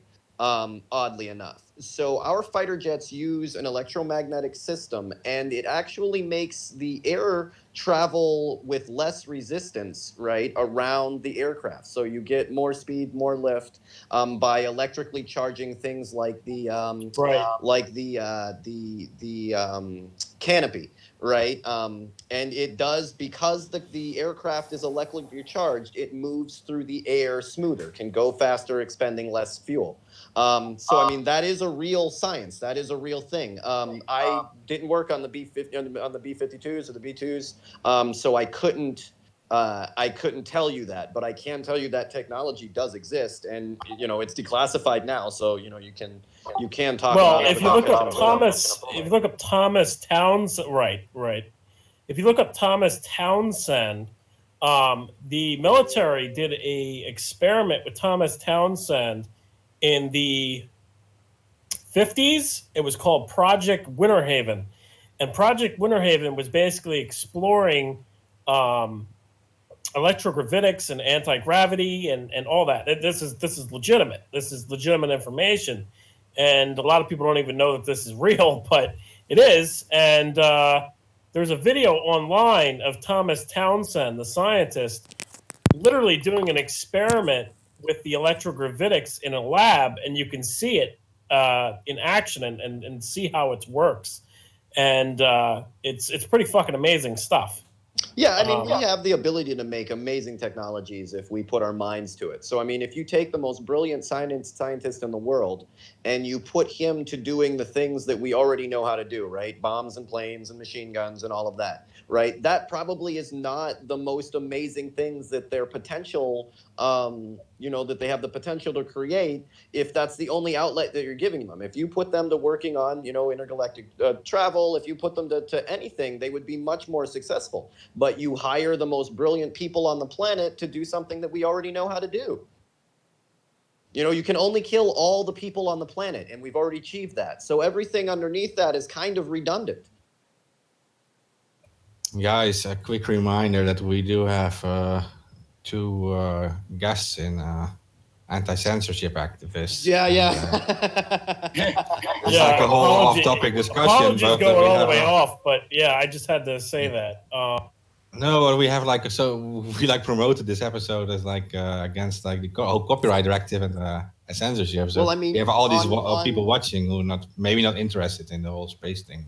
No, and to be honest, even today. So if you guys know, we were banned from the DNC debates.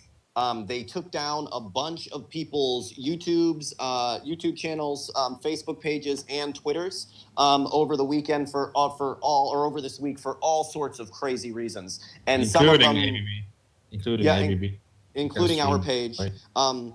Even guys that are on the more mainstream progressive side, they went through and took down a bunch of their took away their ability to live stream over this time. So I mean, it is getting worse and worse and worse with the censorship. And now they feel they don't even have to give you an explanation. Just we took down your page, violated. Well, what did it violate? They don't give you any information. They just take it down, and you have no recourse. Well, that's the thing. Yeah, in post-constitutional Slavelandia, you get to sit down and shut up. Oh, I'm very bad at that. I'm not good at that at all. All right. We've identified a problem here. Yeah, boy, I was really with you, but nah, I'm not gonna be able to do that. And I think that's an important point. Like, it is going to take the not just the independent media, but the public standing with the independent media. And our real media will get better when we demand that they do. Where people aren't going to listen to you, which means you're not going to get advertisers and all of that, because nobody believes what you're saying. You're spitting lies, or you're censoring the truth. People do take notice of that, but it is going to be up to us to demand the truth in our media and demand that this censorship doesn't continue. If that means making laws, if that means protesting, if that means we got to stand up for it every single, not just Julian Assange, but I mean every time that they try this to shut down people's voices, we have to be up in arms. Yeah, I 100% agree. And the problem, like you said, is getting worse and worse every day.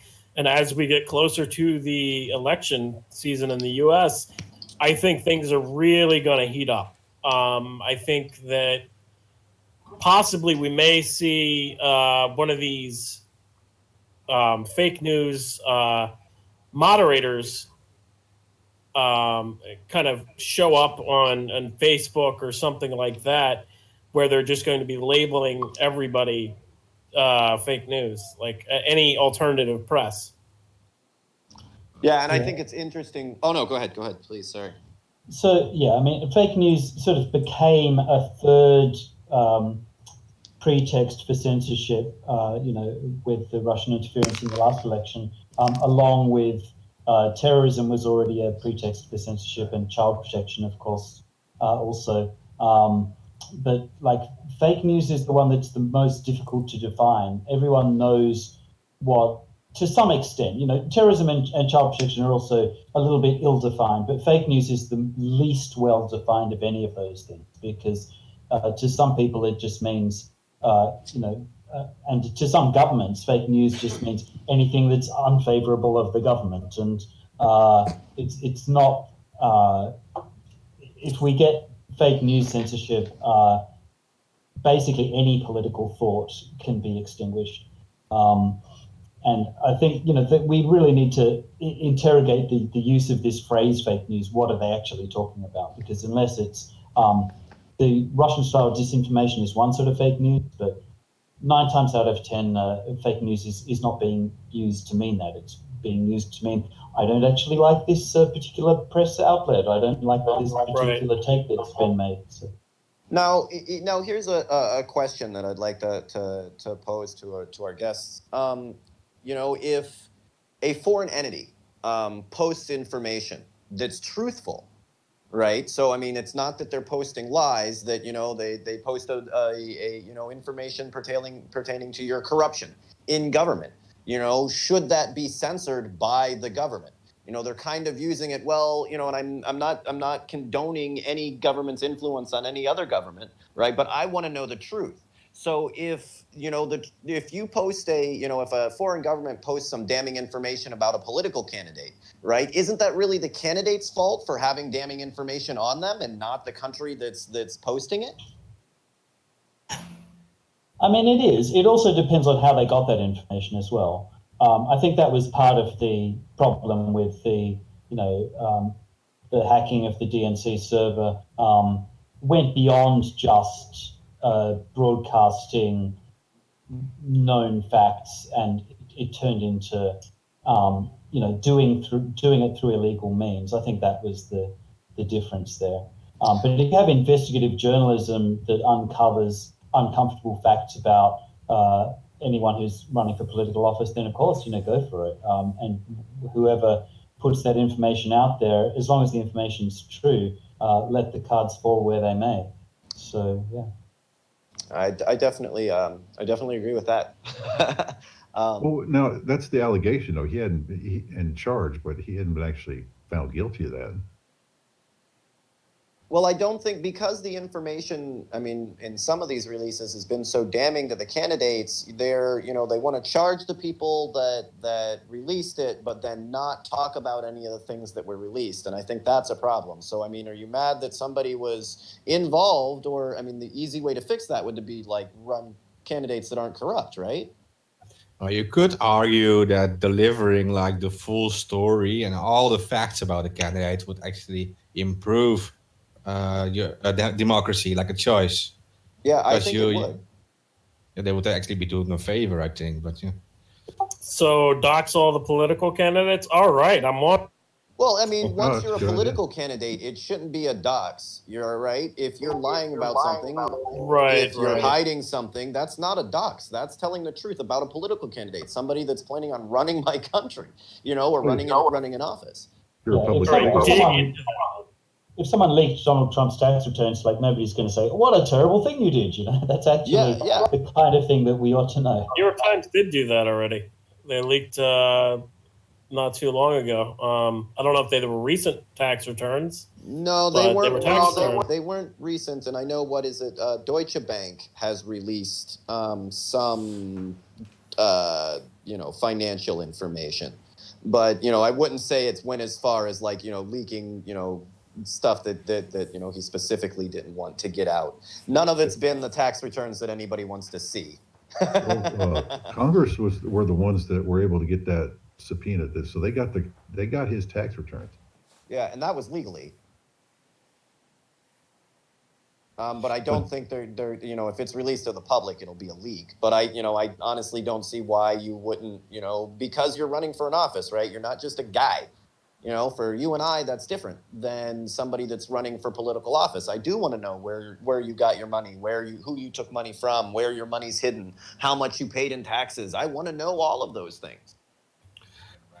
in some ways it is kind of hypocritical too in the United States law, because they throw around like mugshots and stuff like it's nothing, and like here in Europe the privacy laws are a little stricter. But if you are like here, it is defined in law that if you choose the publicity, so you want to be like a public figure, then you actually you invite this stuff. Like everyone is allowed to research this stuff about you. People are allowed to say stuff about you. There are almost no protections for you anymore if you are a public figure, because you made the choice to be in the public. So it is allowed to do these kind of things. But as a private figure, it's very easy to sue people for slander and all these things and libel. Yeah, and I think that's more than acceptable. I think that's 100% true. I mean, they want all of the respect of being a world leader, but none of the scrutiny. Exactly. This is weird because, like, for private people, I mean, like, there are mugshots like all over the internet. They just release mugshots. You get arrested for something like drinking too much or something, and or peeing against some wall that's illegal, and you get like a mugshot all over the internet. And that's all allowed. Yeah, and I mean, you honestly, you can, about any normal citizen, you can look up, I mean, all sorts of information about their record. Just it's what's in, quotations, public record. Yeah, that's impossible in most of Europe, for example. But public figures are much easier to do these kind of things with. I always thought it was the same thing as in America. So. But it's weird now. It is suddenly weird when it happens to like Clinton but it's not weird when it happens to Trump, by the way, because people say anything they want about Trump. Strange, but yeah. So now, what is the angle going to? How are you guys going to attack through your EU constitutions or your country's constitutions to counter the censorship? Are there any different ways that you do it there? How we are going to counter the copyright directive to start, and then we have the terrorist filter. That will be the next step. But first, the copyright directive. Well, there are now national lawsuits by Poland, and it's supported by 6 other countries. So 7 countries are like filing a lawsuit to the European Court, and. Well, in 2012, the European Court ruled against upload filters, for example. So they're basing on that, and they're basing on a few other things to combat this. If they win, we'll be very happy. If they lose, we will probably have riots in Europe. So, yeah. Well, and I think we had another. Sunday was another. Yellow Vest March. So, I mean, they're still going strong, and that's definitely a huge part of the Yellow Vest movement. So that is good to hear. I mean, for our guest, I mean, do you see an outrage in the community? Do you see, a lot of people kind of just ignoring it? What is your feeling on reaction, locally or globally about censorship, either, online or in the media in general?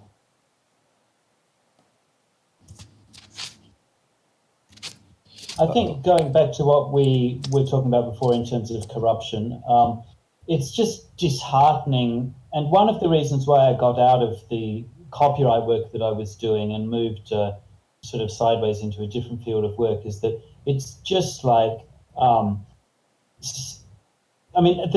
public uprising against Actor 1 was an amazing moment, but it was so much effort. And then we had to fight the same fight all over again. And it's like there's unlimited amounts of money being thrown at this from the side of the copyright owners. And the public have only got limited resources to fight back against this. And eventually, it just seems like we're fighting the same fights over and over again. And that's why dealing with the underlying corruption, I think, is the longer term solution to having to fight the same battles over and over. And that's one of the things that Lawrence Lessig, the guy who invented the Creative Commons license, he also shifted over from copyright work into anti-corruption work, I think for the same reasons, because you're never going to win the copyright wars while the lobbyists still have so much power over the lawmakers. So I don't want us to be fighting Actor 3, Actor 4, into the future. I want us to be able to fix this problem of corruption so that it doesn't keep on happening. And I mean, that was a real dirty trick. So, I mean, they came out with ACTA. There was plenty of people speaking out about it, rallies, organizations, and all of that. And then, well, their cure was, well, since we lost that, we'll just change it to ACTA 2. Just put a 2 behind it. That's fine. I mean, it's not exactly the same thing, but it is the same interests driving it. It is the same copyright industry driving it. And so they can give it a different name. They can try a few different tactics here and there, but it's the same powerful lobby groups. And that's where we've got to be focusing our attention on, delegitimizing them somehow, just showing to the general public that that our politicians have been bought and sold, and that we don't want to stand for that anymore. What do you expect the moves in the US to be now then? Because we face the Fosta Sesta thing now. There are more steps happening now. Is there also a terrorist filter in the planning there? I mean... Yeah, I mean, it's funny how all of these moves, whether it's motivated by copyright or by protecting children or by defending against terrorism, they're all about giving more power to government to control the information that we receive. And the measures that are taken in one of these fields are very often reflected in another field. I think I may have mentioned earlier, like how Article 17, the copyright upload filtering technology is based on technology that was originally developed for filtering out child porn, which is something everyone agrees on. But since then, it's just moved back into the copyright sphere. So in the United States, at the moment, the focus is sex and controlling that sort of speech. But next year, the year after or the year after that, exactly the same law that was originally passed in the form of Fosta Sesta will be back on the table again, addressing copyright. So I don't think it even matters, whether, to some extent, whether it's copyright or terrorism or child abuse that's driving these laws. The laws, once they're in place, we know they're going to expand, and that's why we need to just have a different approach to these social problems, to paying artists, to defeating terrorists, to defeating child abusers. We have to have an approach to those social problems that isn't built around censorship. It's got to be around addressing these problems at the source. So did you read that Telegraph article about Mozilla that they were attacked by the GCHQ over their plans that GCHQ says it would create like a yellow pages of child porn? Do you know about that part? So yeah, let me explain a bit about what that is. So at the moment, the DNS system relies on, the domain name system relies on a bunch of distributed servers that may be your ISP's server or it may be Google's server that translates your DNS names into IP addresses. Now this is shifting into DNS, encrypted DNS, called DNS over HTTPS. And this is a new system where it will prevent the domain names that you look up as you travel the internet being intercepted because they'll be encrypted. Now this is generally thought to be a good thing, but one of the problems is that it doesn't make it as easy for countries to require certain DNS entries to be blocked. And the complaint is that the GCHQ is making is that Mozilla hasn't agreed to build in an automatic block list for anything that GCHQ says needs to be blocked in the new generation of DNS, encrypted DNS. And so Mozilla, real quick, Mozilla is saying if you are going to give us a list of websites that are domain names that are going to be blocked, then you have to make this public first, this entire list. Yeah, and the reason why is pretty obvious, because otherwise, how do we know what's on the list, you know? You say that it's just for blocking child porn, but how do we know that if it's not public? And they do have a point, because when these block lists have been leaked before, we have found that there have been legitimate websites on there. But you can also understand the other side of the argument from GCHQ saying, well, we don't want lists of child porn sites to be circulating because then people will look up child porn. But really DNS blocking is not a solution to the child porn problem because it's so easily circumvented. And DNS over HTTP is HTTPS, sorry, is no less. It's no less easily circumvented under the DNS system that we have or the new one. So if we're going to be blocking child porn, there are better ways to do it, like preventing it from being uploaded in the first place using hash-based filtering, which is already in place by the larger internet providers. That's a much more effective system than DNS blocking. It's not without its problems, but it's certainly a whole lot more effective and much less easily circumvented. So Mozilla, I think, although it's a difficult issue, I think Mozilla has a good point saying we're not going to accept just a private secret block list when we don't know what's on it. And so who knows how this is going to pan out. I don't think that there's been a final resolution of that yet, but it's important to make sure that if we are going to be allowed certain automatic blocking of websites through DNS, that there's some transparency to the process, because otherwise it's just frightening. We're going to have governments putting, anything that's critical of them onto the block list. Yeah, I mean, we know no from just their history, it's not like this isn't what they do every time they get the opportunity.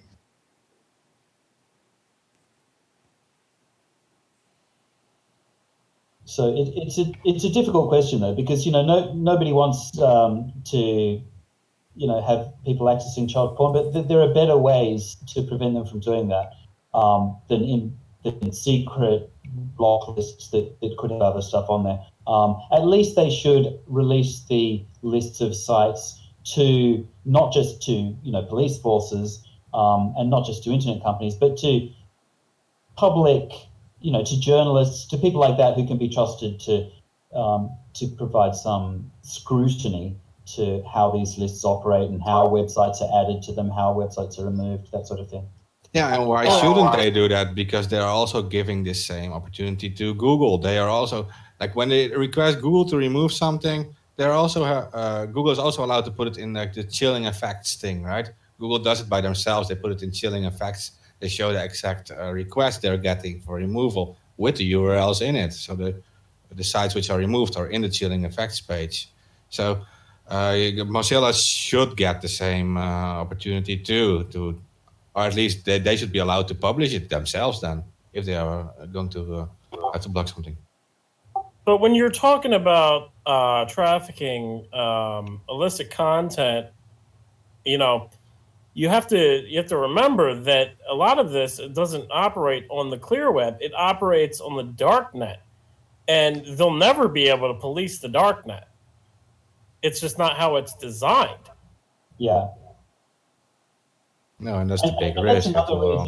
That's another reason why I think we need to go after the source of the problem, which is the people uploading it, and not just through technical means, not by just filtering out what they're doing, but actually sending, the message that, hey, this is not acceptable. You're going to get called out for harming children by uploading this stuff. And only exactly the same thing with terrorism and with other social problems. You have to address them not as something that technology can magically fix, because technology is not going to suddenly rid the world of pedophilia and terrorism. It's just not possible. You have to have social interventions to prevent wrong behaviours in the first place, rather than just papering over them with filtering and blocking. Well, if they stop going after hackers who go after pedophiles, that would be a great first step. Like the hackers are doing your job for free in most cases. Nobody's getting paid to go after pedophiles. So look at the blowback that Operation Death Eaters has gotten. As soon as they've charged hackers involved with it, and didn't charge the child abusers and child molesters that they exposed. So take that into consideration. Well, Operation Death Eaters was going after the tip top of the pyramid. It wasn't just going after like Up Darknet or. They're all the same scum to me. Well, yeah, I agree. I agree to a certain extent. I think that if you take down the top pedophiles, I think that would send a message to the bottom tier pedophiles. Yeah, that there really is no escape. Yeah, it's fucking horrible. But it's been going on for years. But with this, I think our guest is completely right in that it's the wrong way to deal with the problem, and unfortunately, they don't use it to focus on that problem. They always come in and tell you it's going to be for child traffickers or people traffickers and drugs, and that's never the people that they seem to oppress with it. Especially if they're royals, then it becomes a matter of national security, especially when you're British. We discussed something like last week, I think, or maybe 2 weeks ago. We discussed something that's kind of like similar, and that's when you said something very good, Darren. That's like you said, like, I want my Nazis visible, right? Yeah, and that's the thing. That's also now this like you start like banning them and like using all these methods to filter them from like the visible space on the internet. You make sure that they will hide on the places you can't touch, you can't get there. Yeah, the dark net. That's where they're heading, and that's absolutely incredibly scary that you're pushing them to the dark net.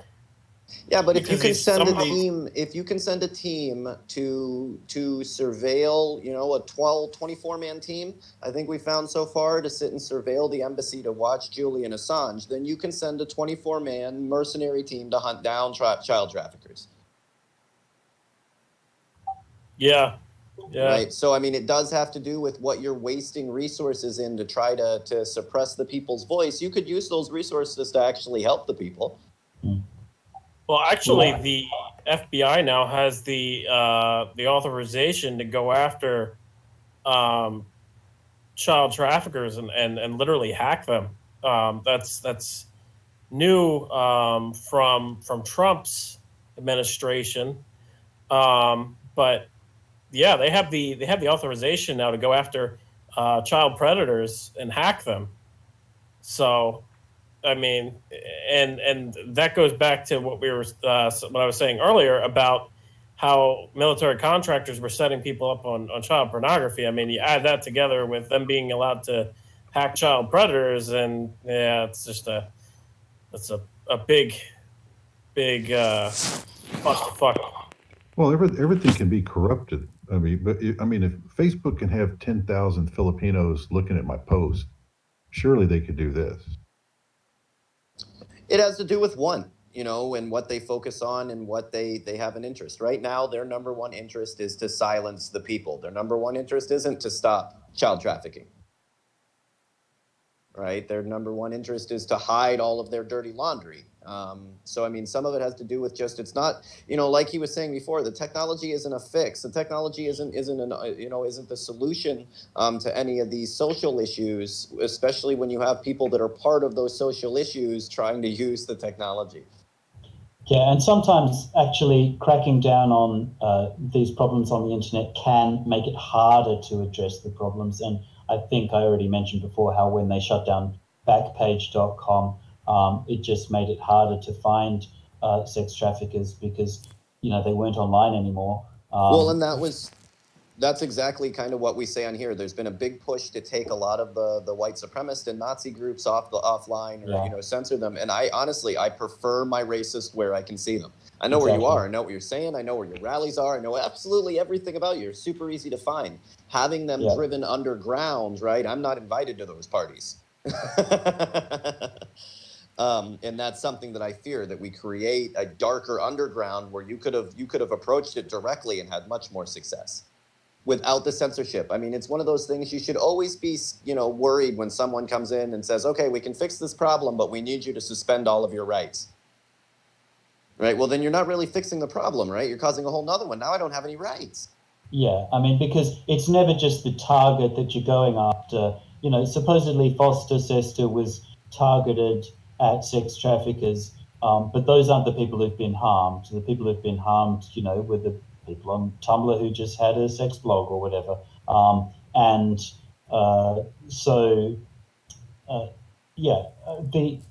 The approach, the definition of sex trafficking includes a whole lot of consensual adult 18 plus sex work. You may not agree, you may not like sex workers, or you may not like the concept of sex work, but it's a very different thing to traffic. And the way that the law is defined, they blur the distinction between consensual and forced trafficking, and it just makes the problem harder to fix when they do that. And that has a lot to do with, between countries, there's a lot of difference between, any sex work is pretty much illegal in the States outside of a couple of spots. And like most things, they create a whole evil underground on top of, the sex work as well. Because it's illegal in the way that's illegal, it really ends up, being worse for the workers because of the people that they have to deal with. And it's something that you don't see, whether you agree with it or not, you don't see, girls walking around with black eyes and track marks up their arms in Amsterdam. You don't see it, right? Because that evil underground doesn't exist there. Yeah, right? They're unionized. If you don't treat them right, they're fucking sue you, right? There's a totally different per diem there. It's probably off topic a little, but decriminalised sex work is actually the best way to ensure the safety of sex workers and the health of their customers as well. So it's a lesson that the US is gradually starting to learn. In New York at the moment, there are talks of decriminalisation, and there's a little bit of talk elsewhere in the country. But it's just the beginning of another battle, I think, for decriminalisation of sex work, just to make it safer and to make it easier to find traffickers, because that's our goal is to stop sex traffickers, child abusers, child slavery. These are things that we can definitely fix, but we have to be willing to change a system that wasn't working to begin with. That's right. I definitely want to kind of stay focused on censorship, being that it is such a huge problem that's affecting so many different it's not just activists that this affects. It's not just the media that affects. Anybody that's had a live stream in their living room with them and their kids, and there's a Pepsi on the table, they can now take that video down because of censorship.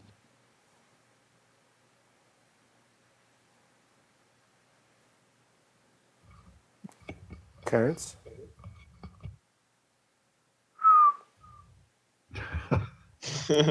Terrence? We lost him. Well, it seems that he was just censored, talking about censorship.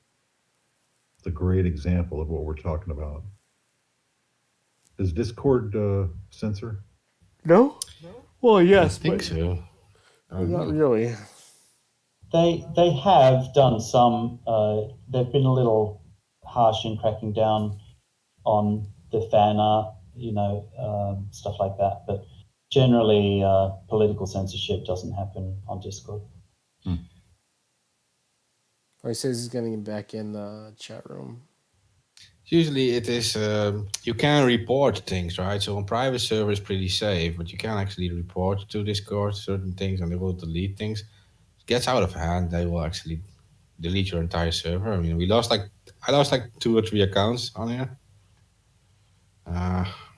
Because we had like anonymous servers and people would like dox in these servers and talk about hacking, and sometimes they would do actual hacks, and well, it gets reported and the entire server dies. So yeah, but I understand it's illegal, so yeah.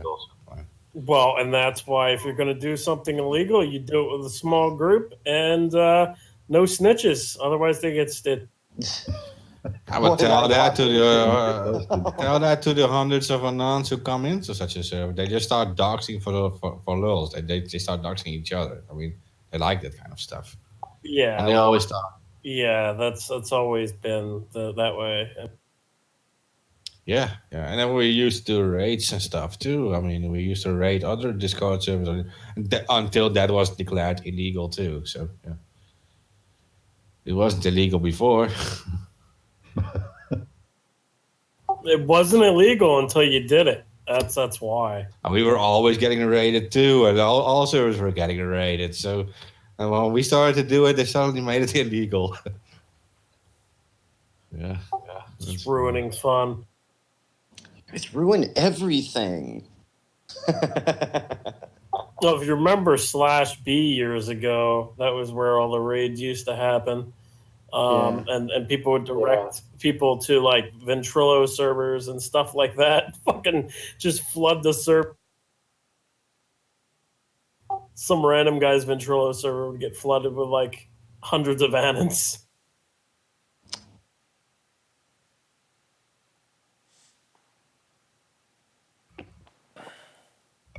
Yeah. Do we have any questions in the comments for our guests? Not monitoring any any of the comments. No. Usually we're looking at YouTube for like the comments, but we're not on YouTube right now. So.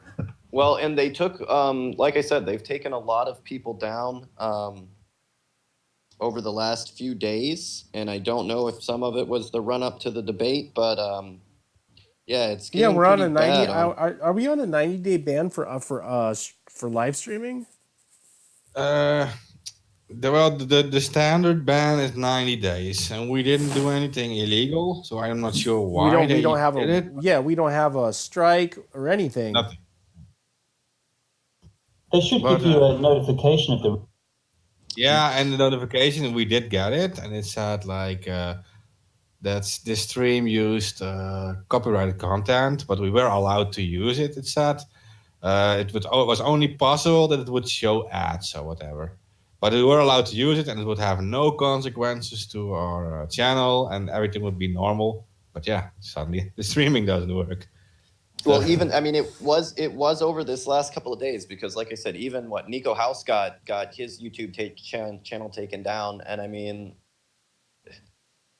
he's he's a progressive media commentator. There's no reason for his page to be taken down, and I mean no notification on the why or anything. Just he can't stream for 90 days. Yeah. Well, people didn't stand up for guys like Alex Jones got banned, so now it's their turn. And that's what we warned people of. We said, first they'll start with a couple of people that you've got no problem with. They're criminals. They're bad guys, right? They'll start with those couple of people. They'll start with the Alex Jones. Nobody, in fact, you were clapping, right? Everybody was, fuck Alex Jones, right? And, you don't like what he says, but what does that have to do with free speech? Right? That's kind of the point of free speech. If everybody agreed on everything, then there would be no need for the for you to have free speech. So yeah, everybody clapped when those guys got taken down, and then now they're taking down progressive voices, and now you're up in arms, and then by then it's too late. Yeah, they're literally going after everybody. Literally. Yeah, it happened quickly. You know what that tells me is that they are going to give you. Well, we know Trump's going to be on one side, but they're going to give you two big time establishment candidates. And they don't want anybody else's voices in Biden and who? Let's see. Well, I mean, the reason I was late was because we were covering the debates, and yeah, I mean, I think this was probably Biden's last show. He really bombed bad, which was kind of expected, but yeah, he did not do well. So, I mean, they were definitely pushing it, but it became, within 2 seconds, it became obvious that he is not the front runner. Every time he spoke, it was bad. So, there's a couple. Yeah. That's nothing. That's nothing that they can't change. I mean, like, Well, yeah, I think. Remember they lied about Hillary? I mean, they could still push it. I mean, she was just as unpopular, so we will see. But I think the more important part is that they are taking down people that are speaking out against it or that are uncontrolled when they're covering it. So as you can cover and say whatever you want as long as you're NBC, as long as you're one of the big networks. But if you're critical of their candidate, if you're any of that, you're tagged and that's it. You're off. You're off of social media. You're off of. They haven't went all the way to taking down your websites, but it's coming. Did anyone see today that Twitter? I don't know if it was today. It was recently. Twitter says they're going to be allowing the political leaders to make tweets that contravene their content rules, so Trump can, make his tweets that would normally not be allowed for anyone else, but because it's a political thing, they'll allow it, and they're just going to include a warning. Yeah, that was because of he threatened directly threatened the female soccer team for not wanting to come to his party. And that was a pretty clear violation. That was a pretty clear violation. Targeted threats are a violation of Twitter rules. And because of that, I think they're just changing the rules for, once again, they're better than you, right? They're above the law. No, that makes complete sense. You see a lot of times these legislatures, pass special laws for themselves. Nobody else can do it, and then, but they can. That's pretty common now. Yeah, do not as I say. That's not do equal it. under the law. Exactly. Yeah, so I mean that's where it came from, and that was in the last. I think I think we're at 48 hours, something like that. Last 2 days here. What did he say? What did he say to the soccer team? He says, screw those kids, I will kill them all. And then YouTube was on Twitter, it's like, yeah, that's cool. You could say whatever you want, just as long as people come and see your shitty posts. Yeah, so but what did he actually say? And then he called them out. I mean, I can go back and look at his thing without throwing up here. But he basically called them out by name. Did at the player that he was pissed at. And then proceeded to pretty much, told his army of psychopaths to jump on her page, hunt her down, do whatever you got to do. Trumpicans. That's the word we came up with earlier. The Trumpicans. But yeah, I mean, he it was a targeted attack on a person, and using your followers to do it. Oh, I know. And targeted attacks are specifically specifically banned under Twitter policy. So yeah, I guess they just changed the policy. That's well, if that's true, I want to see Luis Mensch and a number of these people banned. Yeah, Mensch. Hey, Mensch, if you're listening, you are, what? I'm still not Luke Rogowski, nor did I work with Ruck. Mensch. You know what's bad is that she thinks she's a good journalist because she's not, but she won't redact anything that she says.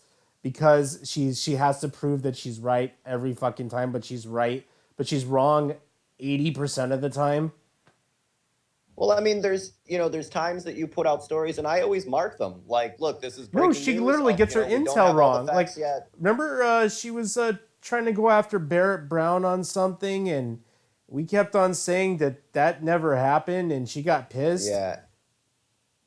Yeah, but I mean that the thing is, that's where you start getting into the fake news. And I will say that it's important to note that, the difference between, a corporate news station and real news is that when you get a story wrong, when something isn't right, when a story, pans out and you find new information, that you tell people about that new information. No, first thing she'll do is she'll cuss you out and then she'll block you. That's what she does. She says, fuck you, and then she blocks you. Okay. I am a witness to that. I'm a witness to that. She does do that. That's fine. And look, there's, we could go down the list. There's plenty of people that are bad journalists, right? That has nothing to do with censorship. Look, you're a bad journalist. Feel free, put your fake stories on the thing, and you'll get, people will know you as a person that posts fake stories. Like the internet has a way of taking care of liars on the internet, right? So we like don't that really BuzzFeed need journalist. this. You remember him? Maybe.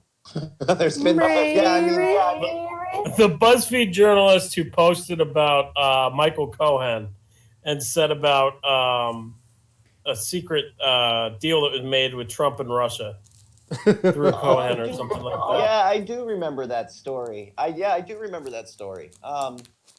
Yeah, I mean that's like they will, the because when you let them control the media, when you silence all the other voices, they'll post a story that's false, that's fictitious. Iraq has weapons of mass destruction, right? But then they never post the story like, oh hey guys, turns out, remember when we posted all those stories about them having weapons of mass destruction? They didn't, and these are the people that are responsible, right? But they don't do that, and you can go through all of the, you'll see it with against activists. They'll say something, well, there was possible violence, but then they don't come out and say, actually, there was no violence. Our guys were actually just being dicks, right? They don't come out with the rest of the story, and a lot of times it's independent media that has those follow-up stories, that has the truth behind it. So we have to make sure that those people aren't the ones that are controlling the narrative, or you never hear the full story. Right. Yeah, it's about shaping the narrative and shaping public opinion in most cases. And a lot of these journalists, they are very biased towards whatever side they choose, either left or right. They're very biased towards the other side, and that's not journalism. No, like, and even journalism is unbiased.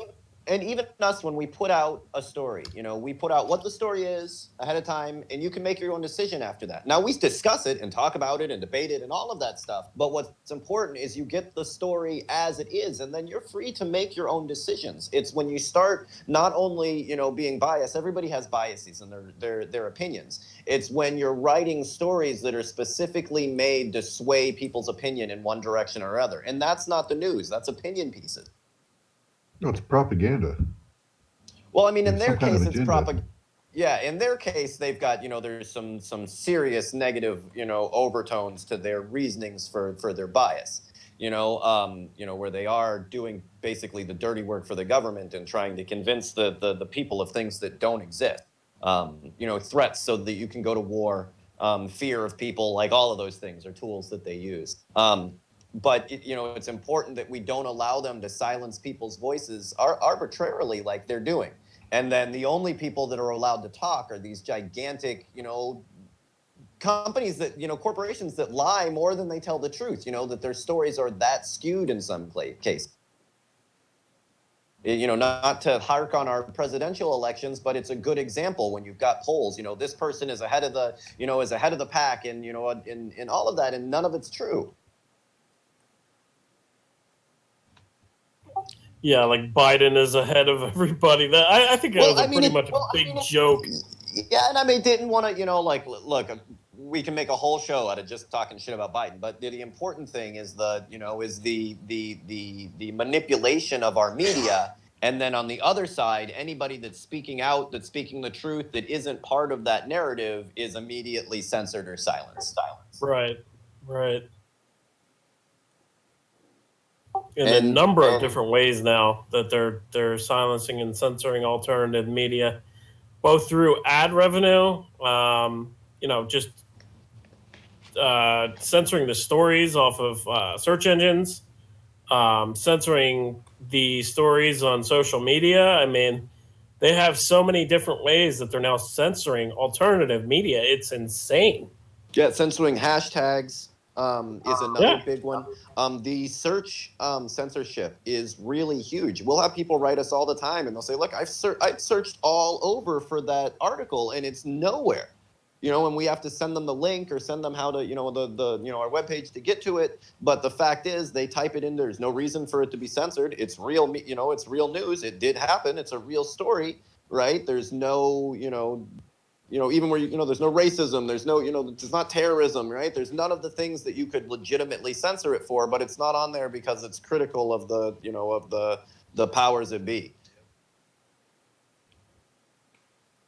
Interesting times. And it's, the hard part is that not everybody is, anonymous hackers. People just want to type in, the news story and get the real information. You know, they shouldn't have to scour the dark net and unlisted servers to try to find out the truth about a candidate. Or any news for story. real. Yeah. Yeah. I mean, that's definitely true. It's ridiculous how much they're censoring information. Just to bring our guest back into it, I'm sure you've mentioned several things while we've been talking, but if you could make a list of the top 5 things that you would do, or that you would ask people to do, to support the cause, to support the fight against censorship, what would those be? Putting us on the spot, huh? Let's see. So one thing that you can do in wherever you live is you can actually write directly to your representatives when laws like ACTA 2 and Super PIPA and FOSTA and CESTRA are coming up, and they will be read by someone. They won't necessarily be read directly by your representative, but they'll have an assistant that will actually go through and take account of your comment. At least they'll just put a check mark, in a spreadsheet to show that you're supporting or you're against a particular law. So, our democratic system is messed up in a lot of ways, but you can still have some sort of impact by just writing to your representative. The other thing you can do is you can take responsibility for your own digital freedom and just make sure that you do use censorship-resistant tools and services and websites, and that way, even if you are, if a censorship law does go through, your entire means of communication aren't cut off, because you do have an encrypted backup there, peer-to-peer services and so on. Don't put all of your eggs into the one basket of the big commercial providers. That's only 2 things, but that's enough from me for now. And yeah, I'm always a big supporter of letter campaigns, of calling and emails. Sometimes it's not even just the single email. It's that when you can post, look, you've gotten 10,000 emails on this subject. It's the only thing that you can see in your inbox. Those can have a lot of positive effects. So yeah, I definitely agree with that.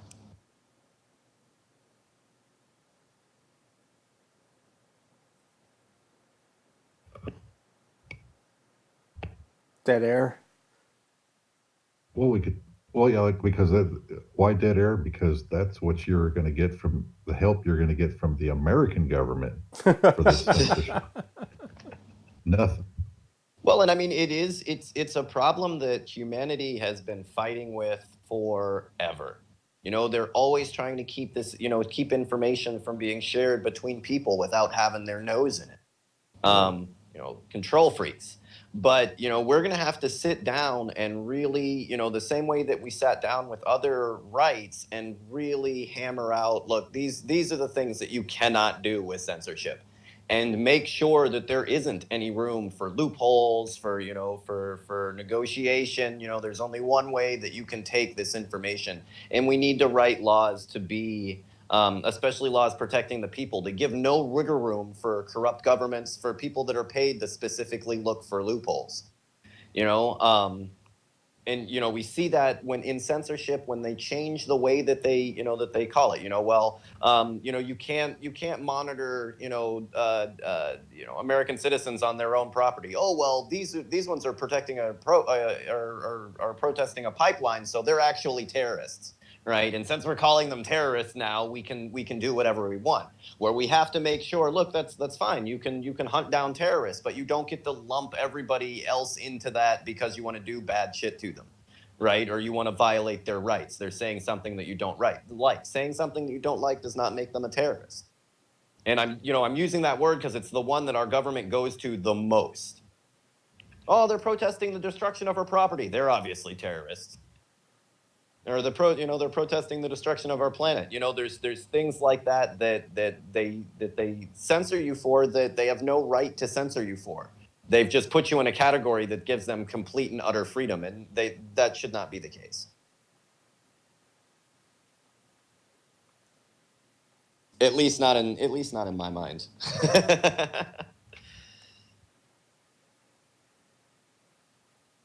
So yeah, we really do have a lot of people that got on and shared and retweeted this and liked it. So I'm super happy about that.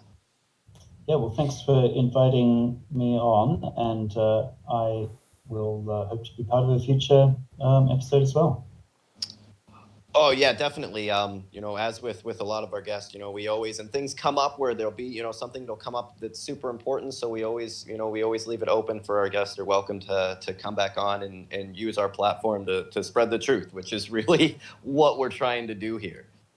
So, Prostasia, maybe you want to mention for the listeners how they can find more information about your foundation and about the work you guys do. I mean, yeah. So we're basically best way to follow us is probably on Twitter, which is Prostasia Inc. PROSTASIAINC, Prostasia Inc. And we also have, of course, YouTube channel and a Facebook page, but Twitter's the best way to follow us. So yeah, we want to see some more engagement there. We just hit followers long ago, so we're brand new. As I said, we were established last year in response to Foster, and we're trying to do things in a different way to the other child protection groups because we do believe in internet freedom and we do believe in human rights, and we want to make sure that we can not just rely on myths, fake statistics about sex trafficking and fake statistics about how sexual abuse actually happens. We have actually scientists on board who are working with us and trying to do things in a way that is effective, is scientifically grounded, and isn't based on just controlling the internet.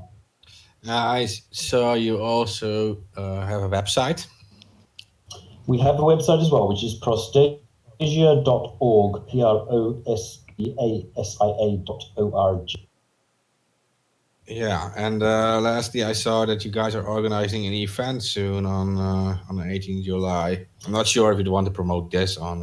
I mean, some of the stuff that you're welcome to come on the webinar. It's not going to be the internet freedom side of things. It's going to be more about how sex positive people can, have. If you're an adult and you want to do whatever you want with another adult behind closed doors.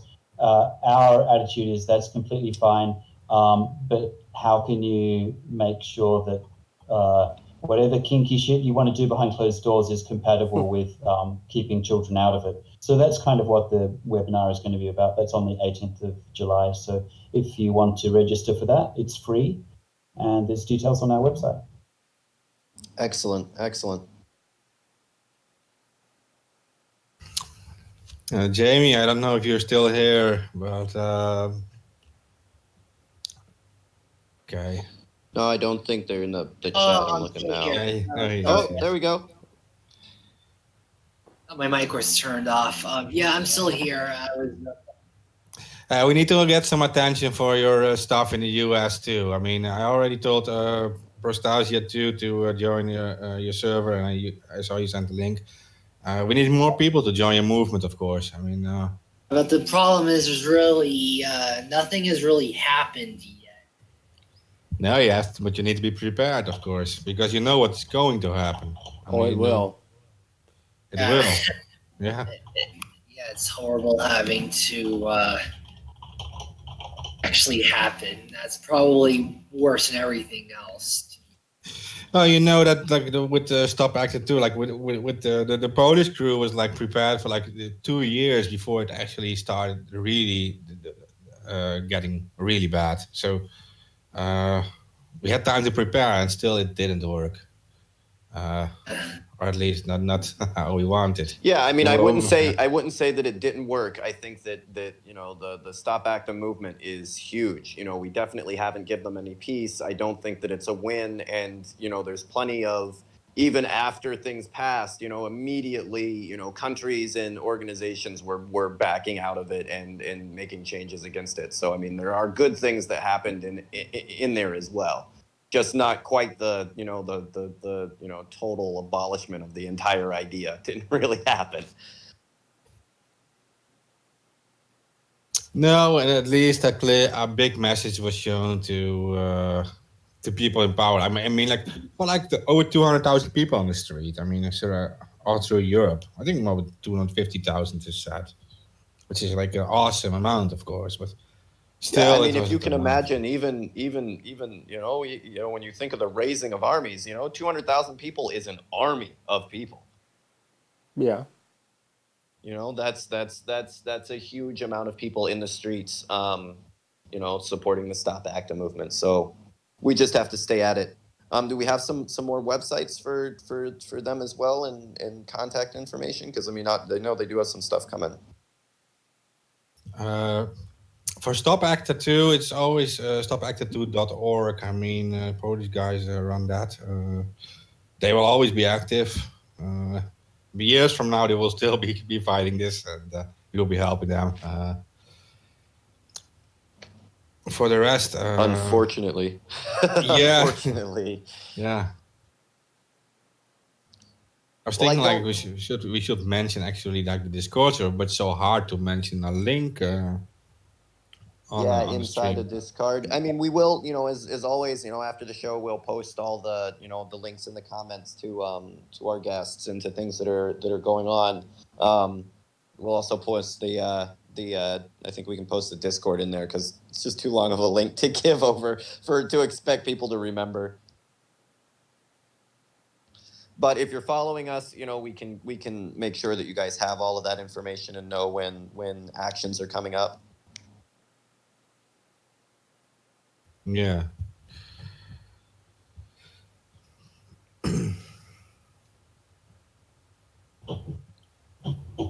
Let's just say, let's just say, like, at least for all listeners, that a movement like Stop ACTA 2 in Europe is being built up in the United States right now, and you can stay tuned with our show.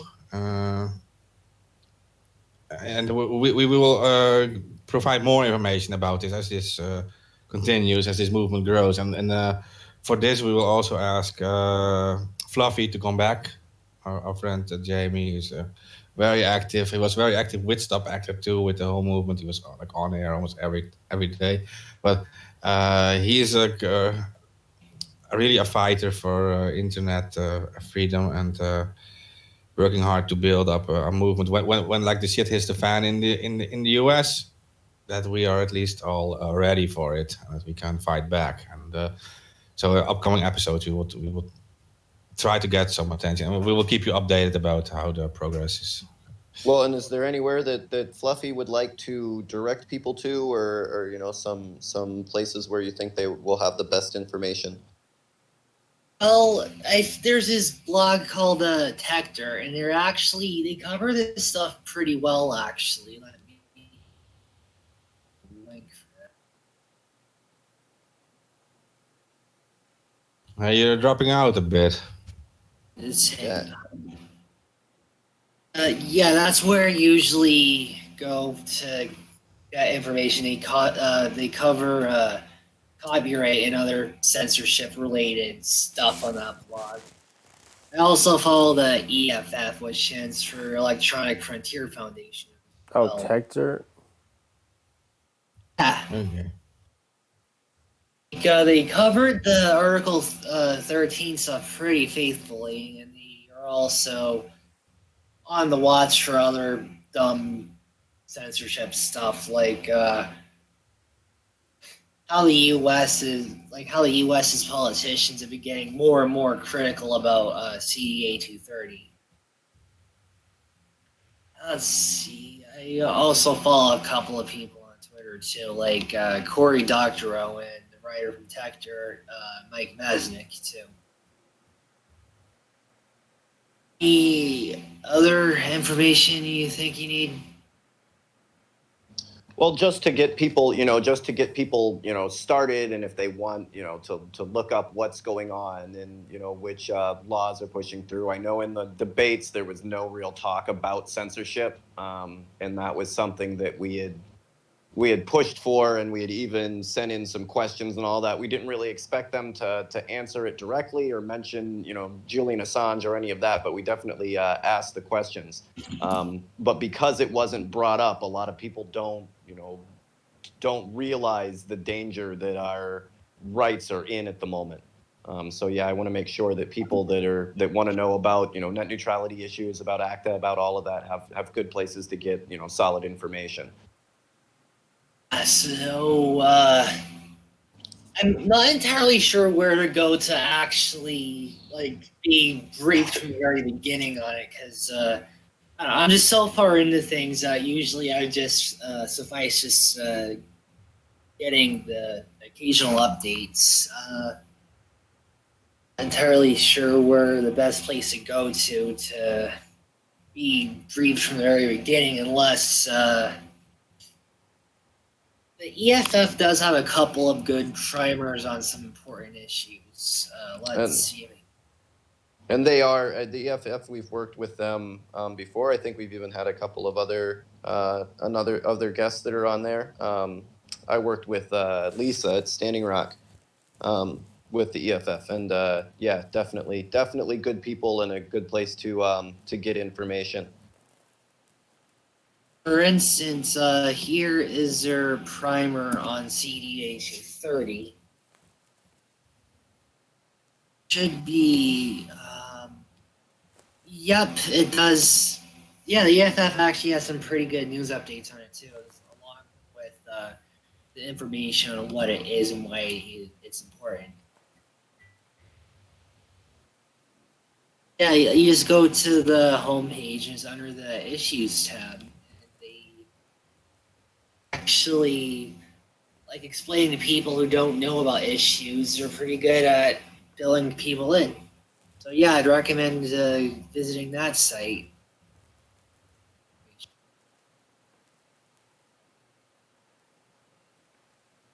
Oh, I think unfortunately his audio keeps on dropping in and out. Yeah. Yeah, it drops away sometimes. But no, definitely check that out just to keep, if you are a person that doesn't know a lot about internet censorship, it is a good place to start looking around, at least so that you can get some, familiar with some of the nomenclature, some of the wording that they're using. So when you hear people reference it, or then you can even go and look up, what some of those terms mean, so they don't pull the wool over your eyes, which is, what we're trying to keep them from doing. Because people like Nancy Pelosi and Chuck Schumer are trying to convince people that CDA 230 is this unfair immunity that tech companies get that nobody else does, and it's a special privilege that should be taken away, when that's not true. That's not true at all. And if you don't... I mean, while we do have the couple of minutes, kind of explain, the push that they're making for that, their kind of narrative. Because I know Nancy Pelosi has been, taking a stand about it for reasons that I think we've discussed on here quite a bit. But just so people, have a basic understanding of the statute. Well, basically, it says that a website and its owners can't be sued or prosecuted for things that their users do. That's basically what it is in a nutshell. And thing is, it actually gives platforms the option to moderate as much as they like, even if that's not at all, and they won't be held accountable for their moderating decisions. That's something that the right is getting wrong, is that sucks. They are allowed to moderate as any way they see fit, even if that's nothing at all. So basically, both sides really don't know what this law is. The left is basically trying to get rid of you don't have to moderate if you don't want to. The right is going, they want to basically make platforms that moderate less. So Well, I'm more concerned about the left's approach to this, though, because they seem to be really nervous that a repeat of the 2016 election might happen, and all this talk about fake news and deep fakes and stuff is kind of scaring me because I'm afraid they're going to like pull the censorship trigger because they think it's going to stop a repeat of 2016 election. Well, and they saw, you saw kind of the reaction with the Nancy Pelosi video where they edited a little bit so that it seemed like she stuttered or was drunk or something like that. And yeah, and there was this massive outrage from the left to, take it down and, and censor it and all of this, when in all actuality, people make funny memes and videos online all the time. This isn't under the law. Facebook wasn't required to do anything about it, and I don't think that they should. I mean, like that's that's fine. You can mock the king. That's fine.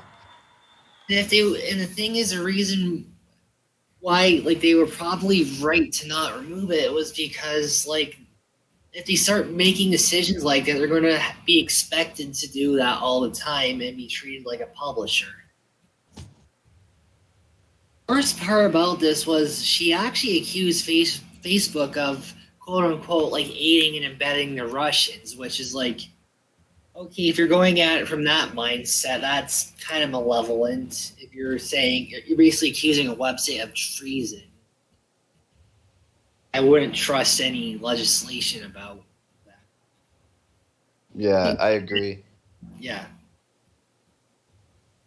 And yeah, I mean, a lot of the things that they're trying to take down, or outraged about, especially in that one, was just ridiculous to me. In that the amount of satire that the left puts out, and then you're extremely hurt and confused about anything that the right puts out in response. I just don't understand it.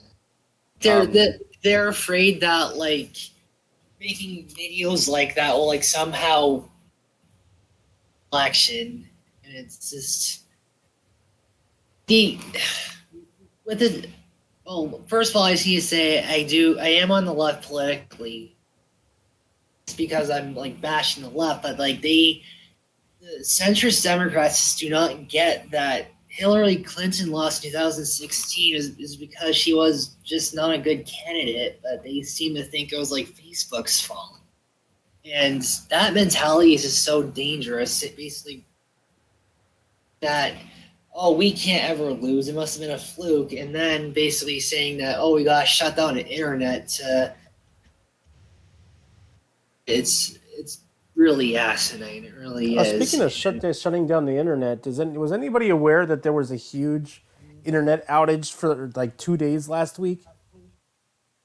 Yeah, it had to do with in the United States, the routing tables. Yes, a Spectrum, Spectrum, Cox Cable, and a few others went out for 2 days. Yeah. Nationwide. No, it has to do with routing tables. At some point, these big routers all contain all the. Oh yeah, there's 4 of them. Yeah, in the United States. They're the main DNS servers you're talking about, right? Yeah.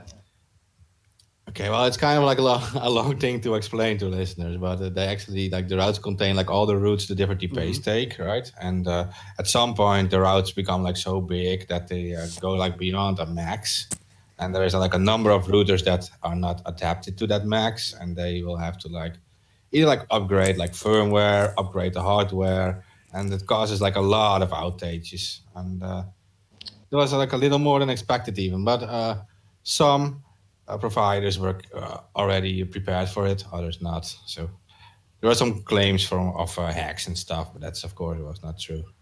Yeah, I remember. Yeah, I remember somebody said, "Oh my God, it's Op Icarus all over again." And I said, "Yeah." Nobody was DDoSing a DNS server. I'm 99.9% because I've never heard of anybody going down an attack like that. No. Yeah, it would have been epic. It would have been weird too. If you DDoS one DNS server, there's 16 million that'll point to the right direction. It makes absolutely no sense. Yeah, this seems like it's just a routing issue. I mean, some of the numbers that these routers are dealing with now are way beyond the scope of what they were designed for. They didn't, although they really did see every house as having like one computer in it when they made these systems, and now we've got a world where literally everything has an IP address. Yes, that was the inception of what we call the Internet of Things, where people think it's smarter to put things on the internet, where we know that it's not, because most of the Internet of Things are highly susceptible to exploitation and turn into zombies for Oh, all sorts of fun all stuff. sorts of fun shit. Yeah, all I sorts of mean, fun scripts. yeah, I mean yeah, I mean if you guys knew about, some of the, programming that they're using in like your random devices that are now connected to the internet, They you would be almost put shocked. yeah they put almost no security whatsoever. A lot of them are. What do you think of 5G? Because I've been hearing a lot of stuff about that, and some of it is like, Well, yeah, I can tell you one thing from understanding, science pretty well. 5G really isn't going to affect your body. The range is in the, I think, 26 gigahertz. It has its downfalls. It's not actually more powerful than the 4G wavebands, mainly because it's at a higher wavelength, like 26 gigahertz. So there's some drawback. You can pump more data into the waves because it's oscillating faster. But the downside is that it doesn't have the range. So you have to build what these called they're like clusters. You have to build like 10, 20 of them together to kind of get a broad spectrum in a certain direction. They only go for so many meters. Like, we're not talking miles, we're talking meters. So really, it's not, your body is exposed to various degrees of what do you call it, electromagnetic radiation, at all levels. I highly, anybody who says otherwise really doesn't understand science, or is just watching YouTube or some conspiracy shit.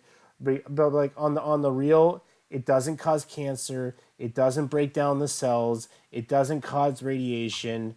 Um, y- the only Well, it doesn't cause more cancer than the no, 4G and yes, stuff, and right? Yeah, and it and, doesn't and cause most more cancer. So I mean, most you do get into the thing where, bombarding your body with anything is most likely not good for Well, you. they And use we they use don't. microwaves, but it's not on the megawatt scales. It's more on the milliwatt.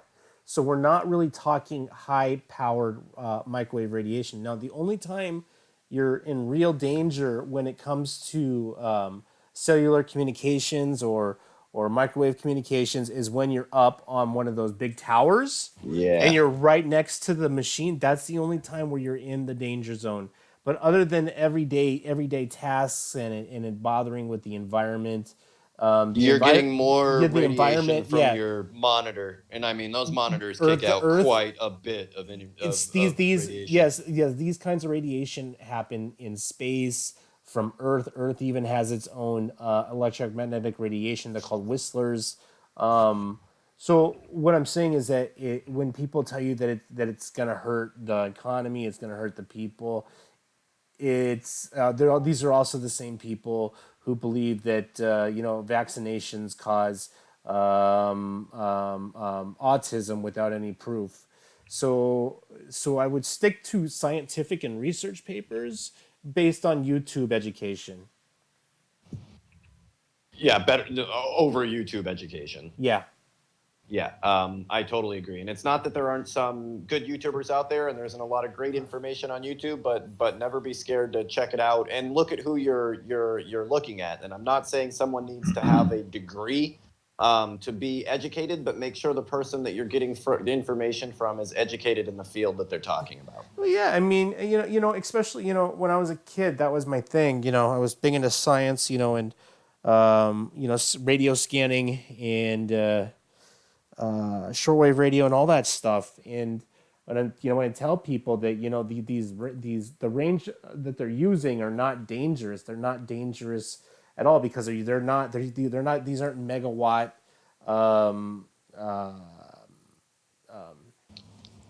transmissions. We're talking these transmissions are going in the milliwatts, so they don't really have the true power to be burning your face off or anything like that. The only thing that sucks about a 5G connection is that they need to build more towers so that you And they can. want to build them on you and my dime. So Yeah, I mean, they want to put them as a public. They want to put them on like public light posts and stuff like that, so they yeah. don't have, and then make the city pay for them You instead know the of 60 the. 60 gigahertz the 60 gigahertz routers are out now because now they're redefining how the Wi-Fi speeds. Now they're going Wi-Fi 1, 2, 3, 4, and 5, fifth generation, and yeah, so like even the new 60 gigahertz routers, wireless routers, you can have transmission speeds of 10 gigabits wirelessly, but the downside is, and this is when you start getting in with like these high moving radio waves, or that are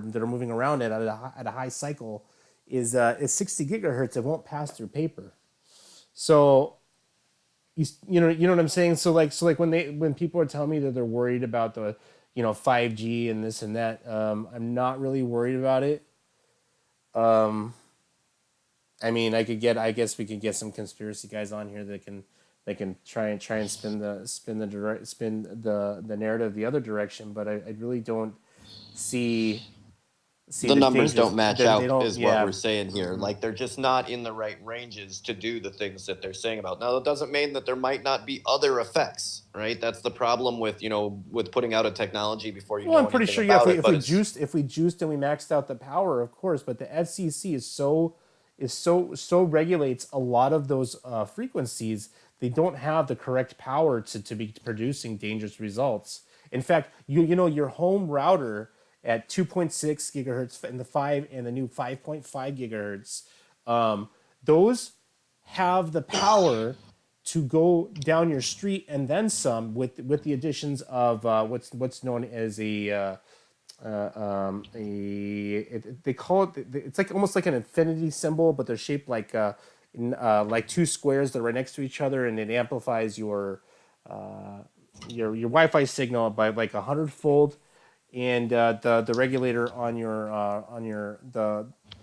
router limits the amount of power that it can send out through the antenna. So I mean, you can change that, and your router can broadcast down your block, 3 blocks down, or whatever. But the FCC regulates it, so it's not that powerful.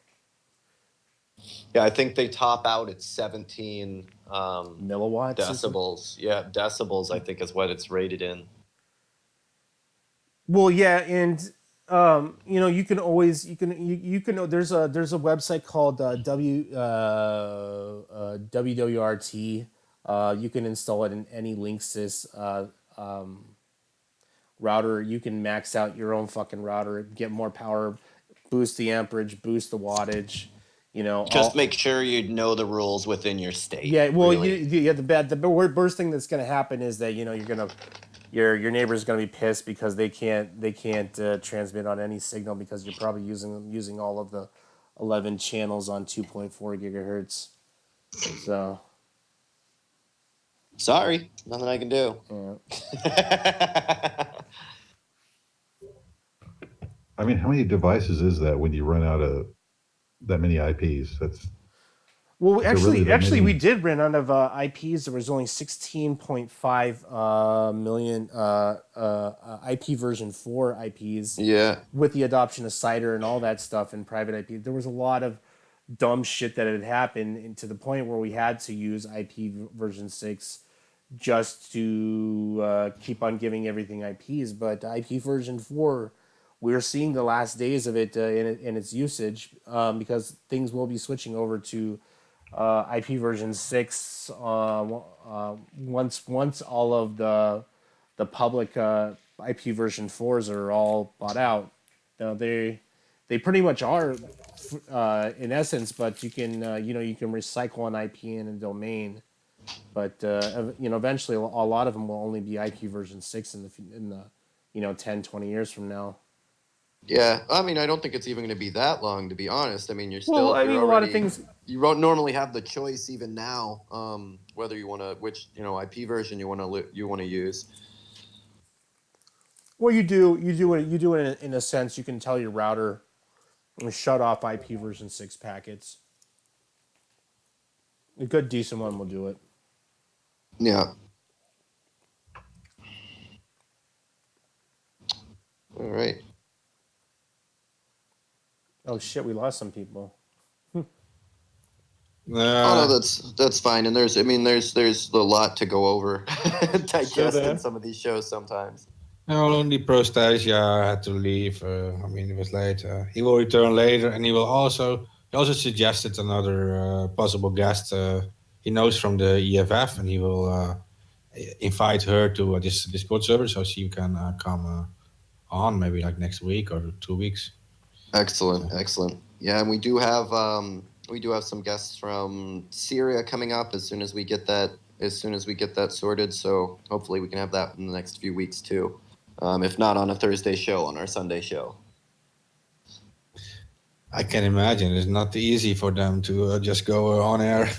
Oh yeah, like it has been. We've been back and forth, and there's just for all completely understandable reasons, it's extremely hard for them to get solid connection, and even if they want to tell us something that's going on, it's dangerous for them to live stream. It immediately makes them targets from all sorts of nasty groups. So yeah, we kind of have to be careful, but we do have that interview coming up pretty soon here.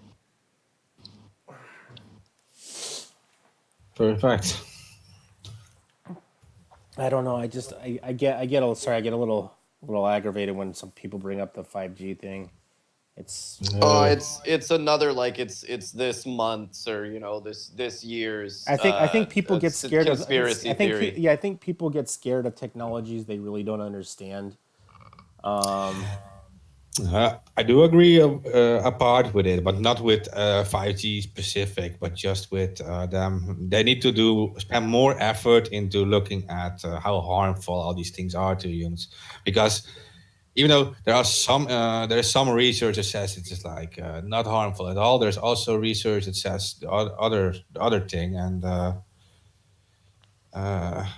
there are, like in New Zealand, for example, the rules are a lot stricter, and in Switzerland too. The rules are a lot stricter than they are in my country or in the US. I know that for sure. Yeah, my theory with radiation, as long as it's alpha and beta particles, we're fine. Anything else than that, we're fucked. So there's a little bit of chemistry right there, but never mind. Well, I mean, gamma particles, radiation. Am I gonna get the Hulk out here? Yeah. And I thought I was gonna get superpowers. I just got cancer. It also has to do with the electric current per square feet and stuff. That there's like a consistent electric current always there. Yeah, I mean, it's important to know, we are designed to operate in a world without pollution, without electronics, without any of those things. The things that we surround ourselves with are unnatural. Naturally occurring.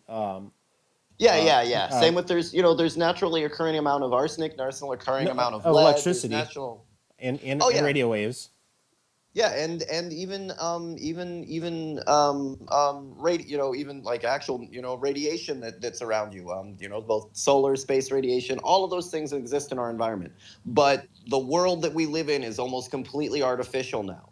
And we don't know the effects of those, technologies, of, cleaning supplies, of air quality, of, things in your water that they tell you are all good, that, when future generations look back, you're the idiots that were running lead and fluoride through your water. Yeah, right? Especially the long-term effects, right? Yeah, so you do, one computer running in the side of your house, used 2 hours a day has no effect on you. Having a laptop sitting on your lap for 12 hours a day causes testicular cancer, right? Until they do those research, you can get one paper that says no effect whatsoever. right? But then you get another paper 20 years later that says, yeah, everybody that sat with that laptop on their lap for 12 hours a day during their work ended up getting cancer. And you don't know that until way after the fact, on top of the fact that these guys hide all sorts of shit information. Remember, Because cigarettes it's were the great for you. Monsanto.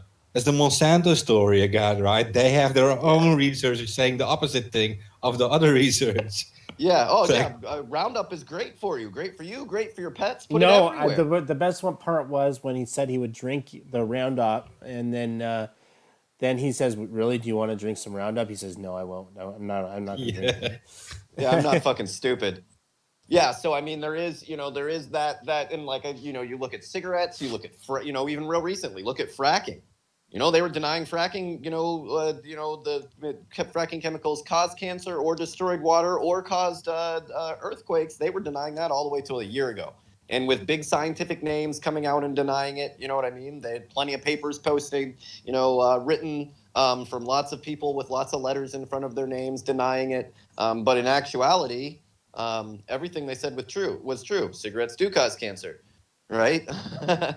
Monsanto Roundup does cause cancer, does cause red tide, and fracking is destroying your environment. Those things were all 100% true. So big resistance against telephone poles. In my country started with the whole introduction of UMTS. When it got introduced, there was a lot of resistance against it, and but it is also because like the National Research Institute, TNO, that is like the most important research institute we have. They tested how damaging this radiation was, UMTS radiation, by using 2 big bags of water. And they said like this heats up, temperature rises less than 0.6 degrees per hour, so it is safe for you. That is literally how they tested it. Oh, that's probably not good scientific testing. No. But that's it. Like they say, like your brains are like 90% water, and it doesn't heat up so fast. You can, but imagine that if it actually heats up 0.6 degrees every hour, and you're on the phone for 10 hours, does it mean like the difference that would make? Yeah, it doesn't mean like that your brains like heat up like 6 degrees or more. Yeah, and you find out even in things like this, well, yeah, by itself, there was no real effects. But since we filled ourselves with heavy metals, those heavy metals in your body react, or, this chemical reacted, or, Jesus, the mouthwash you were using, and that's what caused the issue. So we have to be careful. I'm not saying any of that with G5, but I'm saying we do have to be careful to make sure that these technologies over the long term don't have effects on us or our environment. And we see that with, like I said, a lot of things. Water is a good, example. There's always the list of things that they tell you are okay to have in your water. And in all reality, nothing but H2O should be in your water. Minerals. Yeah, but you don't want them all at once. True.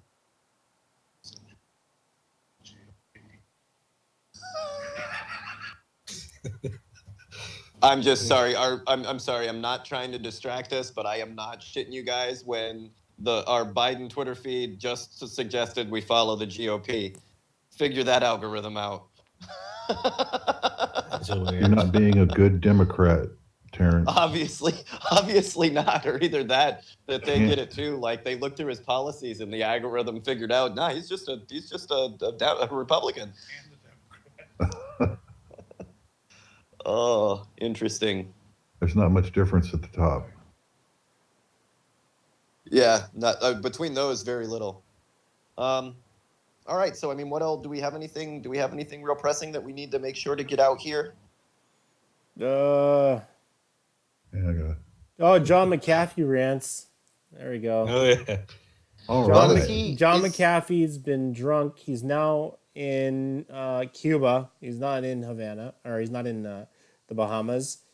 He says his double was poisoned, and he thinks the CIA was actually was going after him, Well, do you And- think that Cuba's the right way to go? Isn't there like CIA agents running around everywhere?